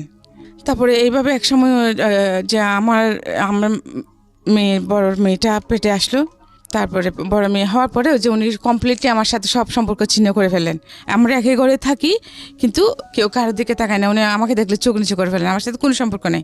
এইভাবে তাকার পর আমার মেয়ের বয়স যখন 2 বছর হলো, 2 বছর পড়ছে, তখন আমার সতীন কী করছে, একদিন আমার সতীনের ফুফু, মা, আবার ওনার 2 ভাই এখানে ওই বাড়িতে থাকতেন আমাদের সাথে। ওরা সবাই মিলে আমাকে সকাল 10টায় বের করে দিয়েছে। আমার ছেলে মেয়ে 2টা নিয়ে, 2টা শাড়ি, একটা টাওয়েল, আমার একটা মশারি, আর আমার ছেলের মেয়ের কয়েকটা কাপড় নিয়ে একটা কালো ব্যাগের মধ্যে দিয়ে 150 টাকা দিয়ে আমাকে বার করে দিচ্ছে। আমার হাজবেন্ড এখন বসা ছিল সকাল 10টায়। তো বলতেছে, তো আমি যখন ওকে বলছি, ও বলছে যে চলে যাক, বার করে দে, আমার আধা কেজি চাল বাঁচবে। ঠিক আছে, চলে গেছি, কোথায় যাবো সেটা জানি না। তারপরে আমার সতীনের ভাই আমাকে একটা সিএনজি এনে তো গাড়িতে তুলে দিল, আমি বহদ্দারহাট চলে গেলাম। যাওয়ার সময় গাড়িতে দেখে কি, ও তখন আমার হাজবেন্ড তখন বাইরের দোকানে পান নিচ্ছে। তো বহদ্দারহাট গিয়ে আমাকে একটা গাড়িতে, একটা যে কক্সবাজার গাড়িতে তুলে দিল, কিন্তু কোনো গাড়ি ভাড়াটা দেয় নাই। তো যখন গাড়ি ভাড়ার জন্য আসছে, তখন আমি আমার কাছে যে টাকাগুলো ছিল ওইটা দিচ্ছি, বলে যে আরও লাগবে। আমি আমার কাছে আর কোনো টাকা নেই। সুপারভাইজারকে যখন এটা বলছি, তখন উনি বলছে যে আপনি যাবেন কোথায়, আপনার বাড়ি কোথায়? তখন আমি বাড়ির কথা বললাম, বাড়ির ঠিকানা বললাম, যে আপনি তো আমাদের এলাকার মেয়ে, ঠিক আছে আপনার বাড়ি। এর আগে কি আপনি আর বাড়ি যাননি? এই যে বাড়ি না, থেকে বের এত বছরের মধ্যে 8 বছর হয়ে গেছে এর মধ্যে। এই 8 বছর পরে বাড়ি যাচ্ছে? হ্যাঁ, 8 বছরের মধ্যে আমাকে বাড়িতে যেতে দেয় নাই। মানে আপনার ছেলেটা তখন আপনার মায়ের কাছে কি অবস্থায় আছে আপনি জানেন না? জানে কোনো খোঁজ খবর কোনো খোঁজ জানে খবর না। নাই বড় ছেলেটা। আর তখন আপনার এই ঘরে হচ্ছে কয় ছেলে মেয়ে? 2টা ছেলে মেয়ে। 2টা ছেলে মেয়ে। তখন আপনি নিজের সাথে আপনার সাথে কি একটা মেয়ে শুধু? হ্যাঁ, না আমার ছেলে আবার মেয়ে দুটোটাকে আমাকে দিয়ে দিছে। দুজনকে আপনাকে দিয়ে দিয়েছে? আমার মেয়ের বয়স তখন 2 বছরে পড়ছে আর কি। ছেলের বয়স 5 বছর, ছেলে 6 বছর, মেয়ে 2 বছর। আচ্ছা, তারপর এখন আমি চিন্তা করতেছি এত বছর পরে আমি যে বাড়িতে যাব, কিন্তু কে আছে না কেউ জানে না, কিছু জানে না। আমাকে তখন তো আমাকে বের করে দিয়েছিল, এখন আমাকে কিভাবে অ্যাকসেপ্ট করবে? হ্যাঁ, তো এটা চিন্তা করতে করতে কী করছি, আমি আমার মায়ের নানার বাড়িতে চলে গেছি। আমার মায়ের নানা বাড়িতে যাওয়ার পরে ওখানে সব বললাম যে আমি পরিচয় দেওয়ার পরে আমাকে চিনেছে আমার মামারা, মানে আমার আম্মুর মামাতো ভাইয়ের বউ। তো আমি ওখানে থাকলাম। তো ওরা বলতেছে তুই কোথায় গেছিস, কোথায় হারিয়ে গেছিস, যে সবাই তোকে সব দিকে খুঁজছে, তোর মা তো পাগলের মতো হয়ে গেছে। হ্যাঁ, তোকে খুঁজতে খুঁজতে এমন কোনো জায়গা না তোর জন্য হাজিরা দেখে না যে কী অবস্থায় আছে। কিন্তু এর মধ্যে গিয়ে খবর পাই কি আমার নানা মারা গেছেন, আমার নানি মারা গেছেন, যারা আমাকে মা বাবার মতো বড় করেছেন। আমার মামা 2টাও মারা গেছেন, আমার মামাতো ভাই মারা গেছেন, আমার চাচা ছিলেন উনি মারা গেছেন, আমার 2টা ফুফু ছিল, 2 ফুফুই মারা গেছেন এই 8 বছরের মধ্যে। শুধু আমার মা ছিল। সব কিছু বলা বলে আমার ওই মামি কি করছে, আমার মামাতো ভাই থেকে আমাদের বাড়িতে পাঠিয়েছে। যে দেশের পরিস্থিতি কীরকম এখন সেটা তো জানি না। তারপরে ওনার ছেলেকে পাঠালেন যে আমার মাকে যেন চুপি চুপি বলে আমি আসছি। তারপরে খবর বিকেলে আমার মা ওর সাথে চলে আসে, আমার মামাতো ভাইটার সাথে চলে এসেছে, যে সাথে আমার ছেলেও ছিল। এই ফার্স্ট 8 বছর পর আমি আমার ছেলেকে দেখলাম। মানে তখনকার যে ফিলিংসটা, সমস্ত কষ্ট আমি ভুলে গেছি। আমার কোনো কষ্ট ছিল না তখন, যখন আমি আমার ছেলেটাকে দেখছি। আমি গিয়ে আমার ছেলেকে ছড়াই ধরে বড় হয়েছে মাশাআল্লাহ, স্বাস্থ্য ভালো, মোটামুটি ভালোই আছে। 8 বছর পরে মাকে দেখলাম, ছেলেকে দেখলাম। ওই দিন আমার মা ওখানে ছিল। তারপর দিন আমার মা আমার ছেলেকে নিয়ে চলে এসেছিল, আসতে চাচ্ছিল না। তো আম্মু বলে যে চলে যাই, হ্যাঁ আগে ওদিকে দেখি পরিস্থিতি কীরকম কী করি, তারপরে তো মাকে নিয়ে আসবো। হ্যাঁ ঠিক আছে, চলে গেছে। তো আমাকে বলেছে মা যদি আমাকে ওখানে নিতে না পারো, হ্যাঁ তাহলে আমি কি করব? তো আমার মামা বলে যে চিন্তা করিস না। তারপর সাথে আমাকে আরও একজন মহিলা দিলেন সিনিয়র। তো ওনার সাথে সাথে আমি ফিল্ডে যাইতাম কাজ করার জন্য। তো এরকম করতে করতে আমি কয়েকটা পলিসি করি, কয়েকটি বিমা করি, কয়েকজন মানুষকে বিমা করাই। তো করানোর পরে ওখানে থেকে আমি কিছু টাকা পয়সা পাই। টাকা পয়সা পাওয়ার পরে কয়েকটা বিমা করে না, 1 লাখ টাকা বিমা করালে আমি ওখানে 7-8 হাজার টাকা পাইতাম। তো আমি একসাথে কয়েকটা যখন বিমা করে আমি বেশ কিছু টাকা পাই। তো ওই টাকাগুলো দিয়ে আমি কি করলাম, আমার মাকে একটা 2 রুম করে একটা টিনের ঘর করে দিলাম। আচ্ছা, টিনের ঘর করে দিলাম। ঘর করে তারপর আমার মাকে নিয়ে আমি এখানে থাকতেছি। থাকার পরে কিন্তু এখানে যে আমি একটু এমনিতে তো খুব সুন্দরী ছিলাম, তারপরে একটু যে স্টাইলিশ চলাফেরা করতাম। তো এটা কিন্তু তখনও পর্যন্ত আমাদের সমাজ অ্যাকসেপ্ট করতেছে না। এমনি সবাই যে আমাদের এলাকার ওইখানে কিন্তু ম্যাক্সিমাম মানুষ শিক্ষিত, পড়ালেখা করে, সবাই খুবই কিন্তু মোটামুটি যে স্টাইলিশ চলাফেরা করে। বাট আমারটা অ্যাকসেপ্টে বললাম, যেহেতু আমি গরিবের মেয়ে।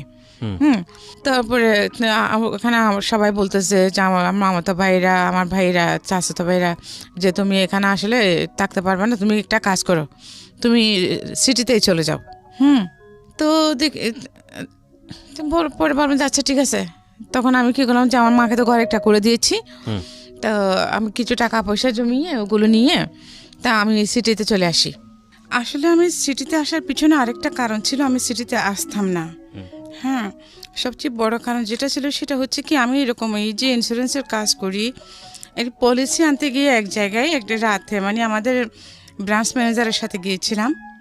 তো ওখানে যে জায়গায় আমাকে নিয়ে গিয়েছিল, ওখানে আমাদের 2জন ব্রাঞ্চ ম্যানেজার ছিলেন। হ্যাঁ, তো সাথে আমিও ছিলাম, আমাকে নিয়ে গেছিলো, পলিসিটা আমারই ছিল। তো ওই রাতে আমি ওখানে রেফট হই। কি বলেন? হ্যাঁ, ওদের এলাকাটা ওদেরই ছিল।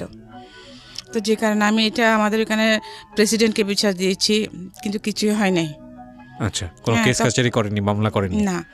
তো এখন মামলা তো করবো যে আমার যেহেতু বাচ্চা কাচ্চা আছে, আমার ওখানে তো এমনিতেই ওখানে পরিস্থিতি তো সেরকম ছিল না, তখন আরো বেশি খারাপ হয়ে যাবে। আজকের মতো পরিস্থিতি ছিল না? না, এখনকার মতো পরিস্থিতি তখন ছিল না। তো এই জন্য আমি আর মামলা টামলা করি নাই। আর যেহেতু আমি যাকে দৌড়াবো তার পিছনে তো আমাকেও দৌড়তে হবে, তো ওই দৌড়ানোর সময়টা তো আমার ছিল না। তো এইসব কিছু চিন্তা করে তা কিছু করি নাই। কিন্তু উনি আমাকে বললেন যে এখানে আমাদের হেড অফিসের যে প্রেসিডেন্ট, চেয়ারম্যান, ওনাকে বিচার দিতে। হ্যাঁ, তো উনি যেহেতু করছেন না, আর উনি কী করবেন, সেম কথাই তো শুনবো। সেই জন্যে আমি ওখানকার চাকরি ছেড়ে সিটিতে চলে আসি। টাকা পয়সা যা ছিল মাকে একটা ঘর বেঁধে দিলাম, বাচ্চাদের জন্য দিয়ে কিছু, বাকি কিছু নিয়ে আমি এখানে চলে আসলাম। তো এখানে আসলাম, এখানে একটা এই সেলাইয়ের উপর কোর্স, গার্মেন্টসের আইটেমের উপরে একটা কোর্স করলাম, যে AFRLs-এর মধ্যে। তারপরে চাকরি করবো আর কি। কোর্সটা শেষ হল 3 মাসের কোর্স। তো উনি বললেন যে আপনি এখানে কোর্সটা শেষ করলে আমরা আপনাকে ভালো জব দেবো গার্মেন্টসে, যেহেতু আমার পড়ালেখাও তেমন নেই। তো ঠিক আছে, করতেছি। তো ওইখান থেকে আবার বাড়ি যাওয়ার পথে এক ভদ্রলোকের সাথে আমার পরিচয় হয়। ওনারাও তখন কক্সবাজার যাচ্ছিলেন। তো মানে আমি টিকিট নিতে গেছি, তো এখন মহিলা বলে ওরা আমার কথা শুনতেছে না, মানে ছেলেদেরকে পুরুষদেরকে সব আগে দিচ্ছে। ওনারা 4 জন ছিলেন। তখন আমি বললাম যে ভাইয়া আমাকে একটা টিকিট নিয়ে দেন, আমি অনেক যাবো দাঁড়িয়ে আছি, বাট উনি আমার কথা শুনতেছেন না, বদ্দারহাট। তারপরে উনি আমাকে ওই টিকিট নিয়ে দিলেন, এবং ওনারা 4 জনের জন্য সার্সি নিয়েছেন, আর পিছনের সিটটা আমার জন্য নিয়েছেন। তো কী করছেন, এখন আমার পাশে আরেকটা লোক বসছে, তা আমি এখানে। তো শেষ আমি ওনাকে বললাম, উনি ওটা বুঝতে পারছেন যে আমি আনইজি ফিল করছিলাম। তো উনি বললেন যে আপনি যদি আনইজি ফিল করেন আমি কি ওদিকে আসবো? তা আমি বলছি যে হ্যাঁ আসেন। ওনার সাথে কথাবার্তা বলে একটু পরিচয় হয়েছে ওনাদের সাথে। তো আমি বলছি ঠিক আছে আপনি আসেন। তখন ওই ভদ্রলোকে তুলে দিয়ে উনি বসলেন ওখানে। তো ওনার সাথে পরিচয়, তারপরে মাঝখানে গাড়ি বিরতি নিল, ওখানে খাইতে নামলাম আমরা। ওনারা বলেন মানে আমি শুদ্ধ খাবো। নেমেছি, কিন্তু যে রেস্টুরেন্টে আমরা খেতে ঢুকেছি ওখানে আমার বড় আপার দেবর ছিল একটা। আচ্ছা। তো উনি আমাকে যখন দেখছেন, তো উনি খেয়ে উঠেছেন। আমাকে দেখার সাথে সাথে উনি অর্ডার দিয়ে দিয়েছেন আমার জন্য। তখন আমি আর ওদের সাথে খাই নাই, ওখানে খাইলাম। তো ওনারা যখন ফ্রেশ হয়ে আসছেন, তো আপনি খেতে বসছেন, আমি হ্যাঁ, আমি পরিচয় করে দিলাম। ও যে আচ্ছা ঠিক আছে। তো উনি আমাকে আমার চিটংয়ে আমি যেখানে শিখি ওখানকার অ্যাড্রেস নিয়ে নিয়েছেন। আমি অ্যাড্রেস দিয়েছি। উনি বলছেন আমরা 4 দিন থাকবো ওখানে, 4 দিন পরে চলে আসবো। কি শেখা ওটা? এই যে গার্মেন্টসের উপরে, মানে সেলাই কোর্স, গার্মেন্টসের আইটেমগুলোর উপরে। আচ্ছা আচ্ছা। প্যান্ট এগুলো। মানে এতদিন ছিলেন হলো বীমা কোম্পানিতে, এখন চলে যাচ্ছেন গার্মেন্টসে। হ্যাঁ, মানে এই ঘটনার পরে। জি। তা বাট ওই জিনিসটা আমাকে খুব করে খাইতো সারাক্ষণ। যে বেশি ছোটবেলা থেকে শুধু আমার এই যে আমার স্কিনটার জন্য আমি সব প্রতি মুহূর্তে বাধাগ্রস্ত হয়েছি। আমার প্রতি আমার একটা ঘৃণা আসে গেছে, ইভেন পুরুষ জাতটার প্রতি আমার টোটালি ঘৃণা আসে গেছে। হ্যাঁ, আমি পুরুষদেরকে টোটালি সহ্য করতে পারতাম না। যেখানে এরপর থেকে আমি এমনই ক্রেজি হয়ে গেছিলাম যে কোনো ছেলে আমাকে রাস্তাঘাটে কিছু হলে চিজ করলে, আমি পারি বা না পারি, আমি ওদেরকে মারামারি করতে নামে যেতাম। আমি এরকম হয়ে গেছিলাম। মেরেছি, অনেক মারামারি করেছি। ইভেন আমার মেয়েগুলোকে যে আমি এত বড় করেছি এলাকার মধ্যে, আমি যেখানে আছি সেখানে আজকে 20 বছর চলতেছে। আমি একজন সিঙ্গেল মাদার হিসেবে বড় হচ্ছি না বাচ্চাদেরকে। আজ পর্যন্ত আল্লাহর রহমতে কেউ কিছু আমার মেয়েদের দিকে চোখ তুলে তাকাতে পারে নাই। বিকজ আপনার অভিজ্ঞতা আছে, আপনি ধরনের ঘটনা ফেস করেছেন, আপনি জানেন যে আমি চাই না আমার মেয়েদেরকে ধরনের কিছু ফেস করতে হোক। যেমন আমার ছোট মেয়েটা, তা আল্লাহর রহমতে আপনি দেখছেন, ওকে কোনো একটা ছেলে যদি কিছু বলে, ও আমার সাথে সাথে আমার মেয়েগুলো আমাকে বলে বন্ধুর মতো বড় করেছেন। মানে আপনার নিজের জীবনের অভিজ্ঞতা কাজে লাগিয়েছেন। মাশাআল্লাহ, আপনার 2 মেয়ে অসম্ভব সুন্দর দেখতে। আপনি ওই জায়গাটা একটু যান, গল্পের ধারাবাহিকতা আমরা সামনের দিকে আগাই। যেটা বলছিলেন যে আপনি ট্রেনিং নেওয়ার জন্য যাচ্ছেন সিটিতে, এরপর আমি বাড়িতে গেলাম। তখন বাড়িতে গিয়ে আমার ছেলে মেয়েদেরকে দেখে 2-3 দিন পর আমি চলে আসলাম। তারপরে আমি একদিন ক্লাস করতেছি, ওইটা আমি দেখে গিয়ে যে ভদ্রলোকের সাথে আমার গাড়িতে পরিচয় হয়েছিল উনি ওখানে হাজির। তো আমি ক্লাস শেষ করে, আমার 2টা পর্যন্ত ক্লাস ছিল, আমি ক্লাস শেষ করে বের হলাম। তো ওনার সাথে গেলাম। উনি বলছে আপনি এখানে থাকেন কোথায়? তো আমি বলছি যে কি, আমার এক বান্ধবী আছে এখানে, আমার এক ক্লাসমেট ছিল, ওর বাসা আছে এখানে, ওর হাজব্যান্ড ইঞ্জিনিয়ার, আমি ওর ওখানে আছি আপাতত। পরে যেহেতু আমার এখন টাকা পয়সা, আমার চাকরি বাকরি হয় নাই, এখন পেইং গেস্ট হিসেবে আছি, পরে কোথাও উঠবো। তো কেন জানো, এরপর মানে ওনার সাথে মাঝে মধ্যে প্রায় সময় দেখা সাক্ষাৎ হতো। তো উনি আমাকে বললেন যে আপনার যদি অসুবিধা হয়, এরকম ফাইন্যান্সিয়াল ক্রাইসিস হয়, আপনি আমার খালা আছে আল করেন ওখানে, আপনি ওখানে থাকতে পারেন। হ্যাঁ, টাকা পয়সা যার আগে সব আমি দিব। আচ্ছা তো আমার ফ্রেন্ডের বাসাতেও দেখতেছি তেমন একটা মানে ও তো সংসার করতেছে। তো আমি বলছি আচ্ছা ঠিক আছে, গেলাম ওখানে। তো ওনার খালার সাথে ওখানে থাকলাম। অনেক থাকার পরে আস্তে আস্তে এই আমার একটা জব হলো কোথায়, 2 নম্বর গেটে একটা গার্মেন্টসে। জি। পার্সোনালে আমি ঢুকলাম। তো দেন আমি ওখান থেকে ওনার খালার ওখান থেকে চলে গেলাম। আমি আলাদা একটা বাসা নিলাম, তাও সাবলেটে একটা, কারণ ফ্যামিলি একা তো থাকতে পারবো না, যেহেতু সাবলেটে থাকলাম। তো আমার বাচ্চারা কিন্তু গ্রামেই ছিল। তো এই লোক কিন্তু আস্তে আস্তে আমার প্রতি দুর্বল হয়ে গেছেন, কিন্তু আমি ওনাকে টোটালি পাত্তা দিতাম না, বা এই ধরনের কোনো আলাপই ওনার সাথে হতো না। হ্যাঁ, জাস্ট দেখা সাক্ষাৎ হলে কেমন আছেন, ভালো আছি, কী করতেছেন, এইটুকুই। কিন্তু উনি যে আমার প্রতি আকৃষ্ট হয়ে গেছেন এটা আমি জানতাম না। তারপরে যখন আমি ওনাকে এটা বুঝতে পারলাম, তো আমি যে বাসা নিয়েছিলাম আলাদা, ওইটা উনি চিন্তান, উনি সহ নিয়ে দিয়েছিলেন। তখন আমি কি করলাম, আমি না তাহলে তো আর এখানে থাকা যাবে না, এই লোকের সাথে দেখে যে অন্যদিকে, যখন পুরুষ মানুষ তো যেটা এখন বুঝতে পারছি, তখন বুঝতে পারতাম, তখন আমি খুবই উগ্র হয়ে গেছিলাম। তারপর আমি সাথে সাথে আমার উনি 3 দিনের জন্য বাড়িতে গিয়েছিলেন। তো আমি এই 3 দিনের মধ্যে আমি বাসা চেঞ্জ করে ফেলি। জিনিসপত্র এখানে আমার একটা ছোটো খাট ছিল, একটা চৌকি ছিল, ওইটা রেখে একটা আলনা ছিল, এই 2টা জিনিস রেখে আমি বাসা শিফট করে ফেলি। কারণ ওগুলো নেওয়ার জন্য আমার বাসা নেওয়ার পর আমার গাড়ি ভাড়াটা ছিল না, এই জন্য আমি আর ওগুলো নিয়ে পরে নিব আর কি। বোতান আমার কিছু থাকে তাহলে আপনি ছেলেটাকে নিয়ে যান, ওকে একটু পড়ালেখা করান, ওকে মানুষের মতো মানুষ করেন। হ্যাঁ, ও বলে যে ঠিক আছে আমি নিয়ে যাবো, বাট তুমি কখনো ওকে ছেলে হিসেবে দাবি করতে পারবে না। তো আমি যে ঠিক আছে, একেবারে এখানে নষ্ট পাহাড়ে যাচ্ছে, লাকড়ি আনতেছে, গরু চড়াচ্ছে, এগুলো চেয়ে তো আমার ছেলের, হ্যাঁ ওনার তো অনেক টাকা পয়সা আছে, ওনার ছেলেমেয়েগুলো সবাই শিক্ষিত, তো আমার ছেলেটা যদি সেখানে ওর লাইফ সেটেল করতে পারে তা আমার সমস্যাকে, আমি তো কিছু করতে পারিনি। হ্যাঁ, তো আমি দিয়ে দিয়েছি ওকে। তোর বাবুকে নিয়ে মাদ্রাসায় ভর্তি করা দিয়েছে, পড়ালেখা করতেছে, আমি এদেরকে নিয়ে সিটিতে চলে আসলাম। তারপরে এরপরে আমি 3-4 মাস পরে বাড়িতে গেছি। বাড়িতে যাওয়ার পরে শুনতেছি যে কি আমার বোনের কাছ থেকে যে এরকম একটা লোক আমাকে খুঁজতে গেছে। উনি আমার বাড়ির ঠিকানা একটু কিছু জানতেন না, শুধু মানে আমার কাছে শুনছিলাম, আমার গ্রামের নামটা শুনেছিলেন উনি। আচ্ছা। হ্যাঁ, তো উনি আমার ফিজিক্যালি বর্ণনা দিয়ে 3 দিন খুঁজছেন আমাদের পুরো এলাকাতে। আচ্ছা, 3 দিন খোঁজার পরে আমার বাড়ির ঠিকানা পেয়েছে। হ্যাঁ, তারপরে আমার আপদ থেকে আমার অফিসের ঠিকানা নিয়েছে, আমি নতুন যে ওখানে পত্রিকা কাজ করি ওখানকার ঠিকানা নিয়েছে। ওইতে ওখানে উনি চিঠিতে এসে ওখানে আমার অফিসে গেছেন। উনি যখন সিটিতে আসছেন তখন কিন্তু আমি বাড়িতে গেছি। আচ্ছা, বাচ্চাদেরকে রেখে আসতে গেছি। এখানে কি একটা আমার কোথাও একটা দূরের একটা প্রোগ্রাম ছিল আমার পত্রিকার কাজে, তো আমি একা ওদেরকে সিকিউর ফিল করছিলাম না, সেজন্য বাড়িতে রেখে আসতে গেছি আমার মার কাছে, আবার নিয়ে আসবো। তারপরে তখন শুনছি আর কি, তারপরে উনি অফিস থেকে আমার বাসার ঠিকানা নিয়েছেন। বাসায় এসে খুঁজেও গেছেন। আমি যখন বাসায় এসেছি, জমিদার খালা আমাকে বললেন, বাড়িওয়ালি খালা আমাকে বললেন যে তোকে এরকম একটা লোক খুঁজতে আসছিল, তুই চিনিস নাকি? আমি হচ্ছে হ্যাঁ, এইরকম নাম একজন লোককে চিনতাম, আবার ওনার সাথে আমার তেমন কোনো একটা ইয়ে নেই, আবার আসলে আমি নাই বলিয়েন। আচ্ছা। তারপরে কয়েকদিন পরে আমি মানে অফিস থেকে যাচ্ছি, ওই সময় উনি দেখি আমার বাসার গলি থেকে বেরোচ্ছেন। আচ্ছা, তো সামনাসামনি দেখা হয়ে গেছে, এখন আর আমি এড়িয়ে যেতে পারি নাই। এরপর থেকে এইভাবে মধ্যে মানে 6 মাস চলে গেছে। এই লোকটা যেন কোন লোক? ওই যে আপনার সঙ্গে পরিচয় হয়েছিল, হ্যাঁ উনি টিকিট কেটে দিল যে লোক, হ্যাঁ টিকিট কাটলো যে, হ্যাঁ উনি ভদ্রলোক, শিক্ষিত ছিলেন, হ্যাঁ ভালো ছিলেন, কিন্তু ওনাকে কিন্তু আমি ছাড়াতে পারিনি। তো এরপরে আমার বাচ্চাদেরকেও যখন উনি দেখি যখন ঠিক আমার বাচ্চাদের জন্য উনি খুব বেশি ছিলেন। হ্যাঁ, তো শেষে আমিও ওনার প্রতি দুর্বল হয়ে যাই। ওনাকে অনেক অপমান করছি আমি। তো আমার লাইফে ফার্স্ট আমি ভালোবাসা জিনিসটা কি অনুভব করলাম, যে আগে আমি প্রেম ভালোবাসা এগুলো কিছু বুঝতাম না। এতগুলো ঘটনা ঘটে যাওয়ার পর আমার ওদের কোনো ফিলিংসই ছিল না। মানে 3টে বাচ্চার মা হওয়ার পরে গিয়ে ফার্স্ট অনুভব করলাম। হ্যাঁ, ফার্স্ট আমি বুঝতে পারলাম ভালোবাসা, পৃথিবীতে ভালোবাসা আছে, ইভেন আমিও ভালোবাসতে পারি। হ্যাঁ, আমার এত কিছু জানার পরে কি আমাকে ভালোবাসতে পারে। তো উনি যখন আমার সাথে লাইফ স্টে করতে চাইলেন, উনি তো আমার সব কিছু দেখছেন, আমি সব কিছু বলেছি। হ্যাঁ, ইভেন আমি আমার রেফট হয়েছে যে ওটাও বলেছি, লোকাই না কিছু, যে তুমি যদি আমার সাথে লাইফ লিড করতে চাও।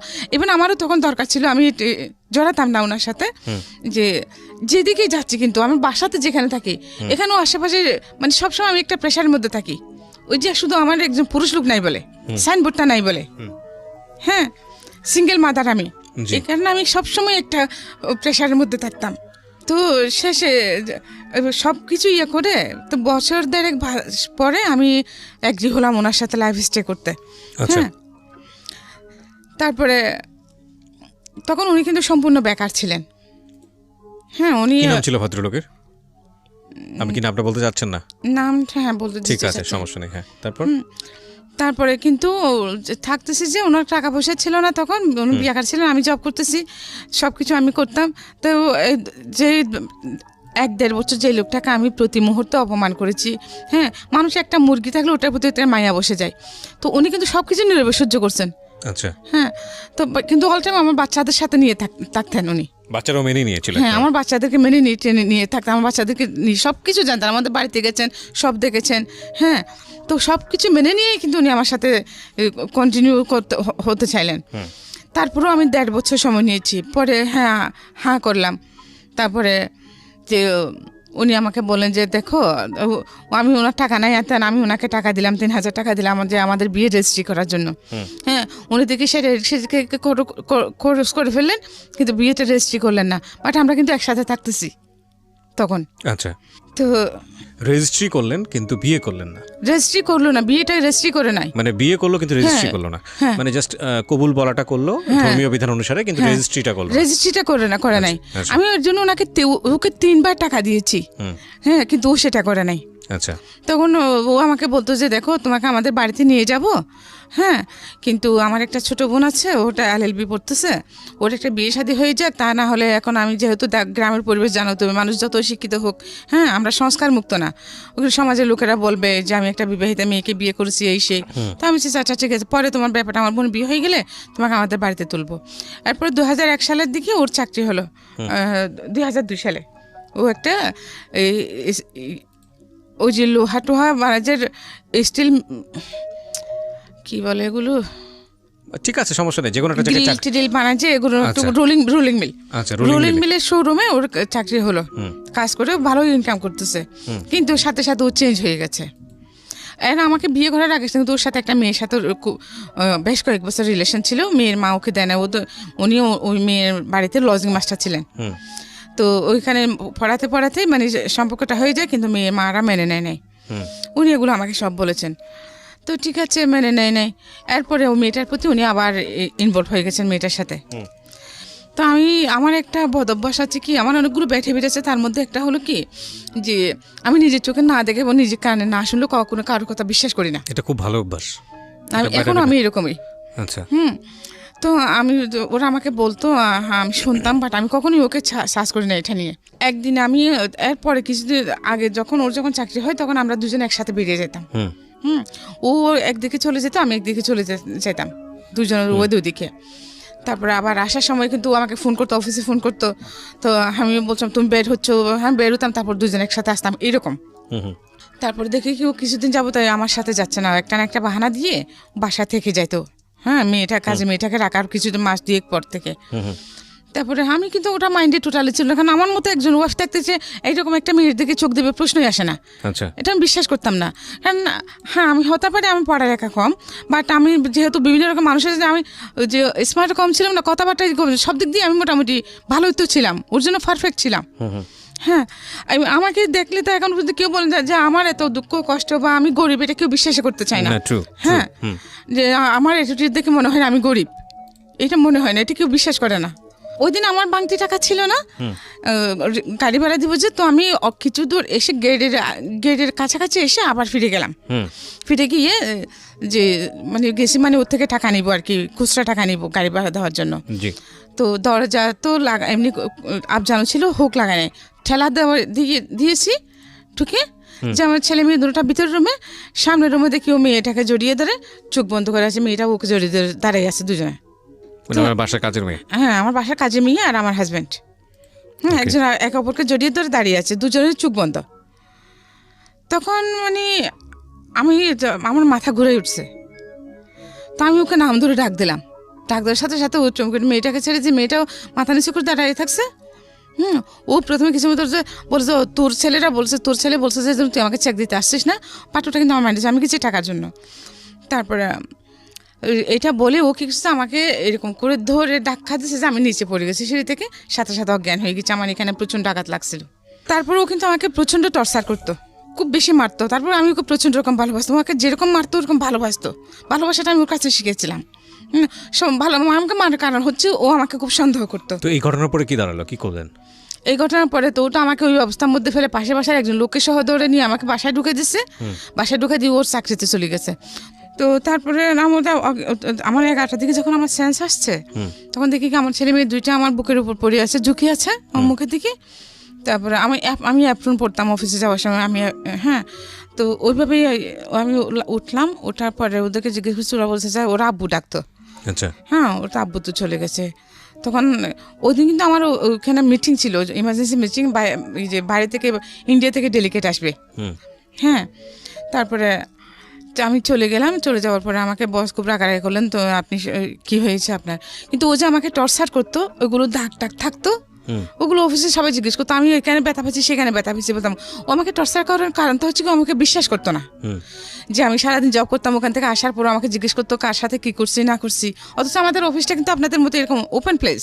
আচ্ছা, হ্যাঁ, সবার ডেস্ক আলাদা, বাট ওপেন প্লেস। ওকে। তারপরে সে বিশ্বাস করতো না। ওখানে তো এরকম কোনো সিকিউর প্লেসই নেই, শুধুমাত্র চেয়ারম্যান এমডি ওদের কেবিনগুলো ছাড়া। তারপরে সে আমাকে ডেলি একবার কোরআন শরীফ মাথা নিয়ে শপথ করাতো। শপথ করার পর তারপর তার বিশ্বাস না, সে আমাকে খুব মারতো।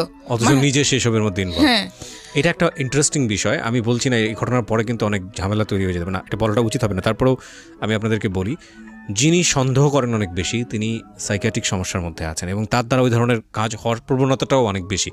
আপনারা যদিও বিষয়টিকে ভালোবাসা হিসেবে দেখি, যে তাকে যে অনেকেই মনে করে যে সন্দেহ করছে মানে আমাকে অনেক বেশি ভালোবাসে, সেজন্য আসলে কিন্তু তা না। এটা সন্দেহ করে, রাইট, এটা কিন্তু এক ধরনের সমস্যা এবং এটা ভয়ানক রকমের সমস্যা।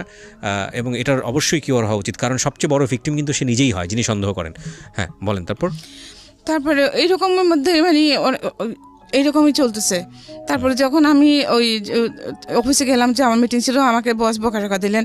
তারপরে আমাদের ওখানে টিএম জন্য ছিলেন, ওনারা তো হায়ার এডুকেটেড, বাট ওনারা যে আমি খুব অল্প শিক্ষিত হওয়ার পরেও যে হিন্দি ইংলিশগুলো মোটামুটি ভালো বলতে পারতাম। হ্যাঁ, তো একদিন এরকম মিটিংয়ের মধ্যে ইন্ডিয়া থেকে যে 4জন ডেলিগেট আসছে, ওদের সাথে কথা হলো, ম্যানেজার জিএম সাহেব স্যার বুঝতে পারছিলেন না, বুঝতে পারছিলেন না। দেন আমি বাংলায় ভাষণ করে দিচ্ছিলাম চেয়ারম্যান স্যারকে। তখন থেকে মানে এইরকম বিদেশি যেগুলো ডেলিগেটগুলো আসতো আমি হ্যান্ডেল করতাম। তো পরে আমি চেয়ারম্যানের পিএস হয়ে যাই। হ্যাঁ, মানে আমাকে পিএস করে নেন।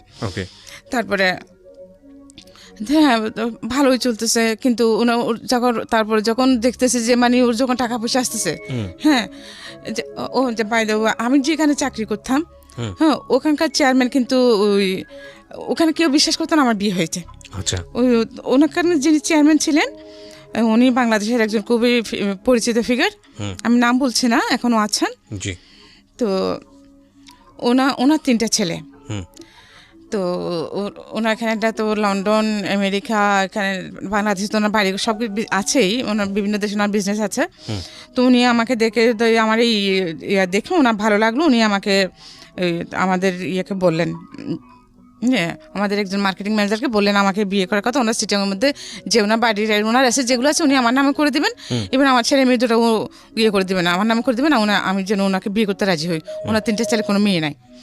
তো আমি বলি যে না, আমি তখন তো ওনাকে ভালোবাসি, আমার আমি রাজি হই নাই। এবং আমার এরকম অনেক, তখন যখন আমি সিটিতে আসি আমার অনেক এরকম ইয়ে ছিল, কিন্তু আমি কখনো ওইদিকে ফিরে তাকাইনি।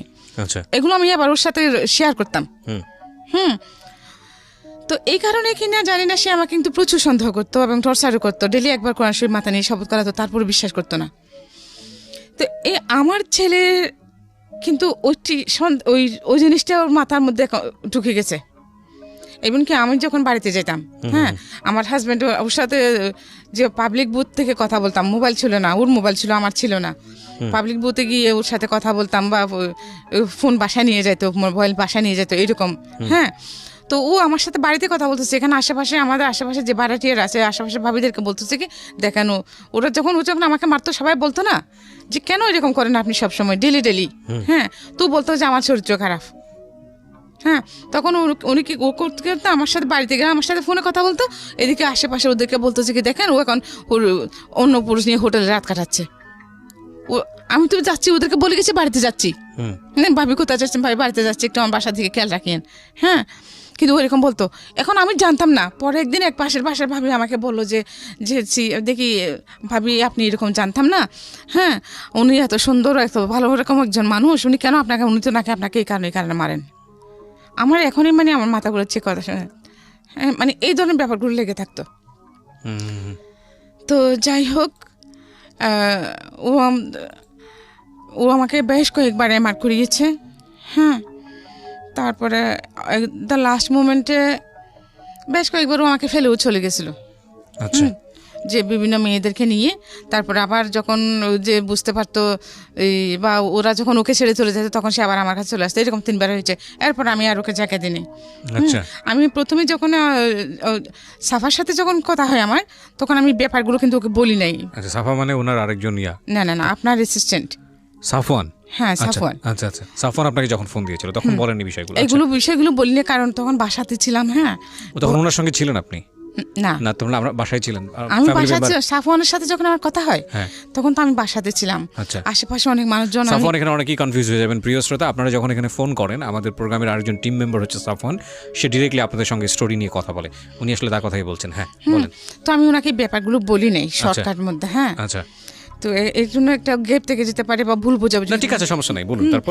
তারপরে ও কিন্তু বাচ্চা নিতে চাইতো না। আমাকে আশেপাশে সবাই বলতো যে ভাবি একটা বাচ্চা নেন, তা না হলে একটু যে কোনো সময় আপনাকে ছেড়ে চলে যাবে, এই যে এরকম করতেছে। কিন্তু যতবারই আমি কনসিভ করতাম, ও আমাকে এমআর করে ফেলতো। হ্যাঁ, তারপরে এট দ্য লাস্ট মোমেন্টে আমার মেয়েটা, আমি যখন কনসিভ করি, আমার মেয়েটা হয়, তখন ও আগের যে ওর ইয়ে ছিল, লাভার ছিল মেয়েটা, ওর সাথে আবার ওর সাথে ইয়ে হয়েছে, অ্যাড হয়েছে।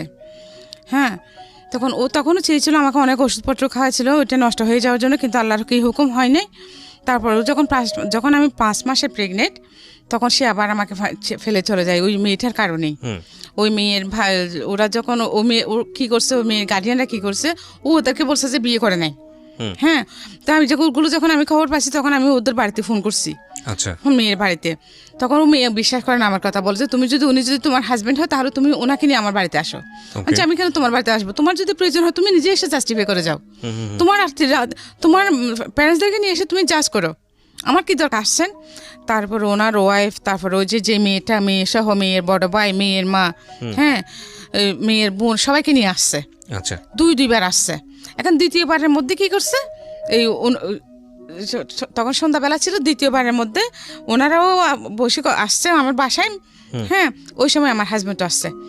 আসে যখন ওদেরকে দেখছে, উনি পিছনে তো উড়ে পালা গেছে। হ্যাঁ, তারপর ওরা দেখছে, ওরা বিশ্বাস করছে তখন যে হ্যাঁ এটা আসলে তোর মিথ্যে বলেছিলেন। তখন ওই মেয়েটাও বিশ্বাস করছে। হ্যাঁ, তারপর ও মেয়ের সাথে ও মেয়ে আর ওকে বিয়ে করে নেয়। এখন ও কি করছে, আমাকে ছেড়ে চলে গেছে। আপনার হাজবেন্ড? আমাকে ছেড়ে চলে গেছে। তখন আমি কি করবো? আমার তো তখন চাকরিও ছেড়ে দিয়েছি, যেহেতু আমাকে সন্দেহ করে এগুলো নিয়ে। তখন ও বলছে চাকরি ছেড়ে দে তুই, তাহলে তোকে সন্দেহ করবে না। ওকে, ঠিক, আমি আমার সংসারের খাতে আমি চাকরি ছেড়ে দিলাম, বাসাতেই আছি কোনো পার্মানেন্টলি। তারপর যখন এখনও আমাকে ফেলে চলে গেছে, আমার তো কিছু, আমি কীভাবে চলবো? তারপরে যাই হোক, আমার কিছু সঞ্চয় ছিল, ও যখন চলে গেছে, আমার মেয়েটা, আমি তখন 5 মাসে প্রেগনেন্ট। আমি একটা রেলওয়ে কলোনিতে একটা সাবলেটে একটা ছোটো রুম নিলাম। ওগুলো তো সরকারি কোয়ার্টার, ওরা একরকম সাবলেট দেয়। ওখানে আমি একটা সস্তার মধ্যে একটা ছোটো রুম নিয়ে আমার বাচ্চাগুলোকে নিয়ে ওখানে থাকলাম। পরে আমার এটা হলো। মেয়ে হওয়ার পরেও অনেকদিন সে কোনো খোঁজখবর নেয় নাই। 2 বছর পর্যন্ত অনেক কষ্ট করছি মেয়েকে নিয়ে, মানুষের বাড়িতে কাজ পর্যন্ত করেছি। তারপর মেয়ে যখন একটু বড় হলো, তখন আমার বড় মেয়ের কাছে ওকে রেখে দেন আমি আবার চাকরিতে ঢুকলাম। ওকে, আবার চাকরিতে ঢুকলাম। তখন তো আমার ওই চাকরিটা তো চলে গেছে। দেন আমি আবার একটা পত্রিকা দেখে পত্রিকা বিজ্ঞাপন দেখে আমি আবার একটা গ্রুপ অফ কোম্পানিতে জয়েন করলাম। হ্যাঁ, তো ওখানে আমি টেলিফোন অপারেটর হিসেবে জয়েন করি। পরবর্তীতে ওইখানেও যে আমার পারফরমেন্স আল্লাহর রহমতে খুব ভালো হওয়ার কারণে আমি পরবর্তীতে ওখানেও আমি চেয়ারম্যানের পিএস হই। আমার ওই গ্রুপ অফ কোম্পানির চেয়ারম্যানের পিএস হই আমি পরে। ওনারাও পরিচিত, যে মোস্তাফা গ্রুপ অফ ইন্ডাস্ট্রিজ, সিনভেন্ডের যে সৌদিয়া গাড়িটারি আছে, ওগুলার তো আগ্রাবাদ ওনাদের নিজস্ব। আমি ওখানে করতাম, প্রথমে টেলিফোন অপারেটর হিসেবে ঢুকি, তারপরে যে ওখানে পিএস হই। আচ্ছা, হ্যাঁ, তো ওখানে আমার অফিসে কিন্তু সবার সাথে, আমার কলিগদের সাথে খুব ভালো সম্পর্ক। জি, হ্যাঁ, আমার কোনো ফল ছিল না। কখনো যে ফল থাকলে তারপরেও যে মাঝে মধ্যে কাজকর্মে তো ভুল হয়, তারপরে কিন্তু ওরা সেটা নিত না তেমন একটা।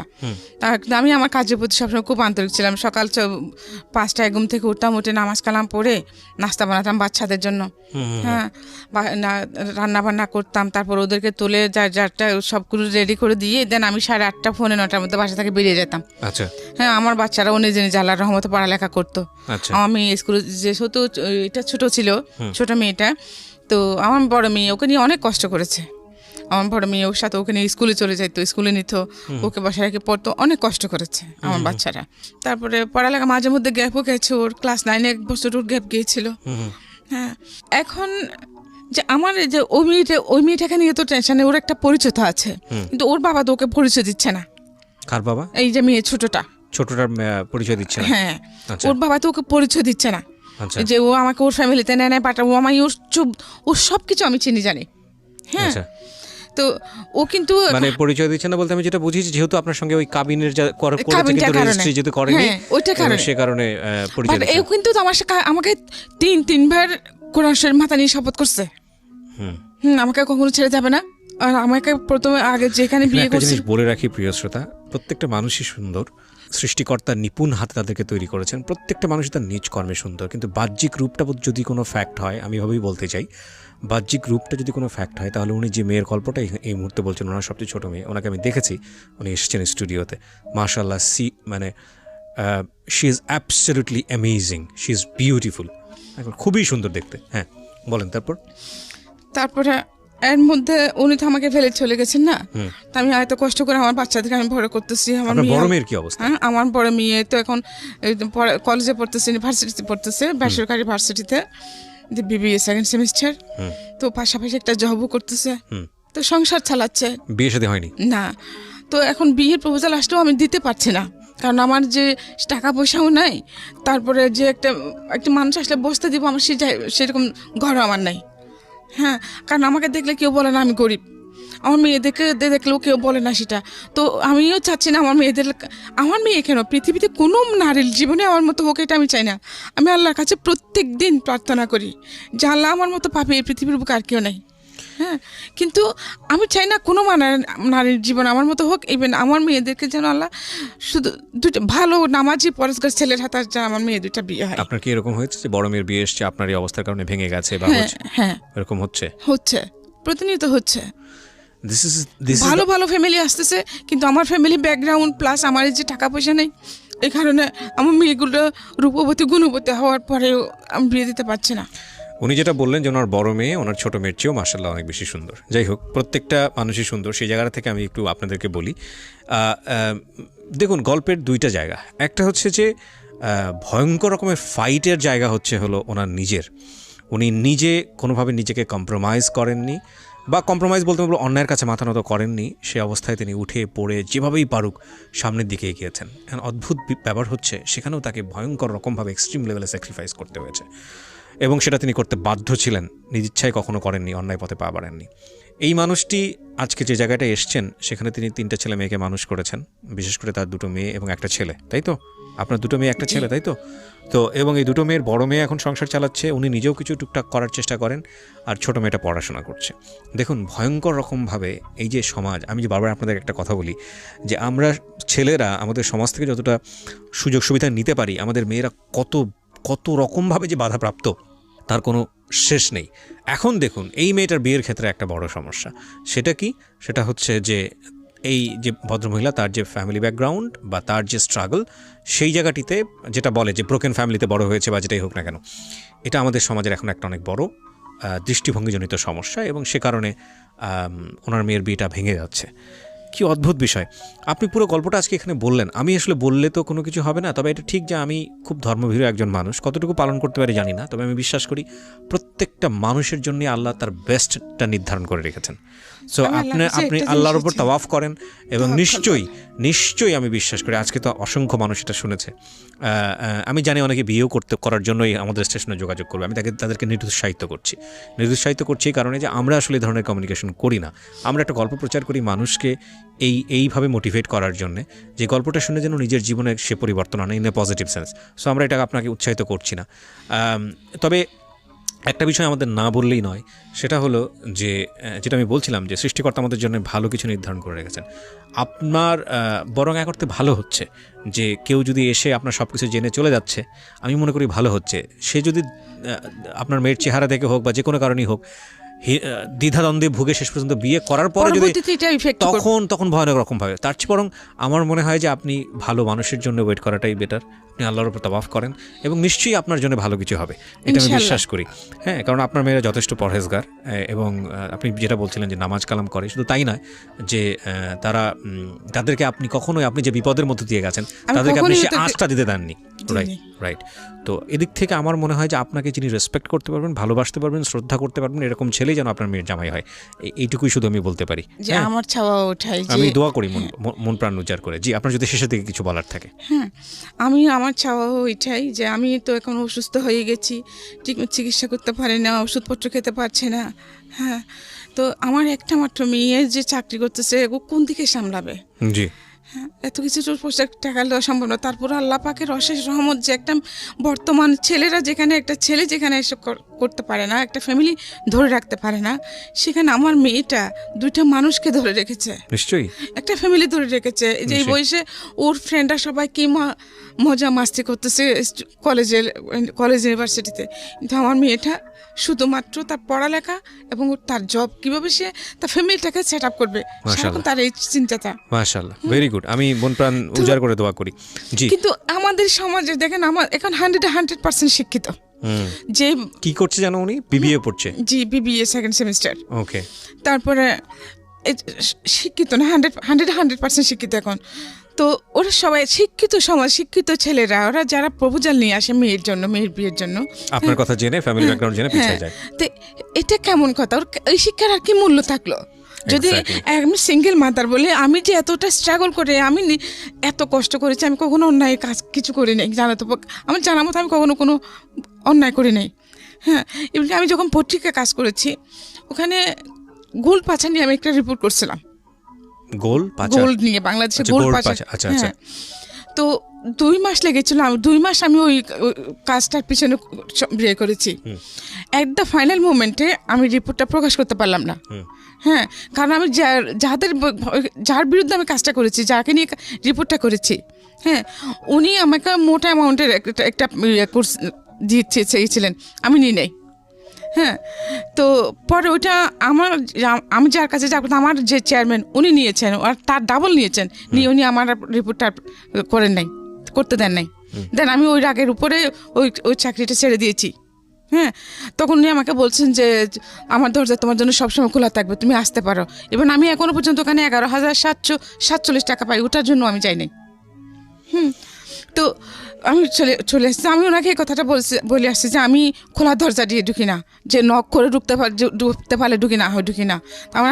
আমি আমার কোয়ালিটি দিয়ে ঢুকি। এখানে একটা কথা আপনাকে বলি, আপনি আমার যে বয়সে অনেক বড় মুরব্বীজন, আমার মায়ের বয়সী, আমি আপনাদের কাছ থেকে গল্প শুনতে শুনতে এই জিনিসটা শিখেছি। সেটা হলো যে একজন মানুষ যখন নিজের কাছে মরে যায়, নিজের বিবেকের কাছে মরে যায়, ওই মানুষটা বাইরের দিক থেকে যত কিছুই হোক না কেন, পুরো পৃথিবী তাকে ভালো মনে করলেও ওই মানুষটা নিজের কাছে অপরাধী। আবার ঠিক উল্টোটা যদি আমি বলি, একজন মানুষ যখন ভেতরে সৎ থাকে, অনেস্ট থাকে, পুরো দুনিয়া তাকে অসৎ বললেও সে তার মাথা উঁচু করে চলতে, কিচ্ছু যায় আসে, সে মাথা উঁচু করে চলতে পারে। দ্বিতীয় মানুষটা হওয়াটা খুব জরুরি। তো আমার মনে হয় কি আপনাকে আমি ওই কথাটাই বলতে চাই, দ্বিতীয় কথাটাই, পুরো দুনিয়া কে কি মনে করলো তাতে কিচ্ছু যায় আসে না, আপনি বরং আপনার কাছে অনেস্ট আছেন। হ্যাঁ, আমি একটা কথা চিন্তা করি যে আমি আমার মেয়েদেরকে, ও যে আমার মেয়ের যেখানে যে জব করে ওখানে ও টাকার খেলা। হ্যাঁ, ও চাইলে ওখান থেকে যে অনেক সময় মেম্বারেরা টাকা পয়সা বেশি দিয়ে ফেলে, কিন্তু আমার মেয়ে কখনো একটা টাকা ঘরে আনে নাই। ওগুলো টাকা বেশি আসলে ওগুলো কি করে একটা স্লিপ করে ওগুলো এখানে অ্যাকাউন্টসে জমা দিয়ে আসে, বুঝা দিয়ে আসে। এটা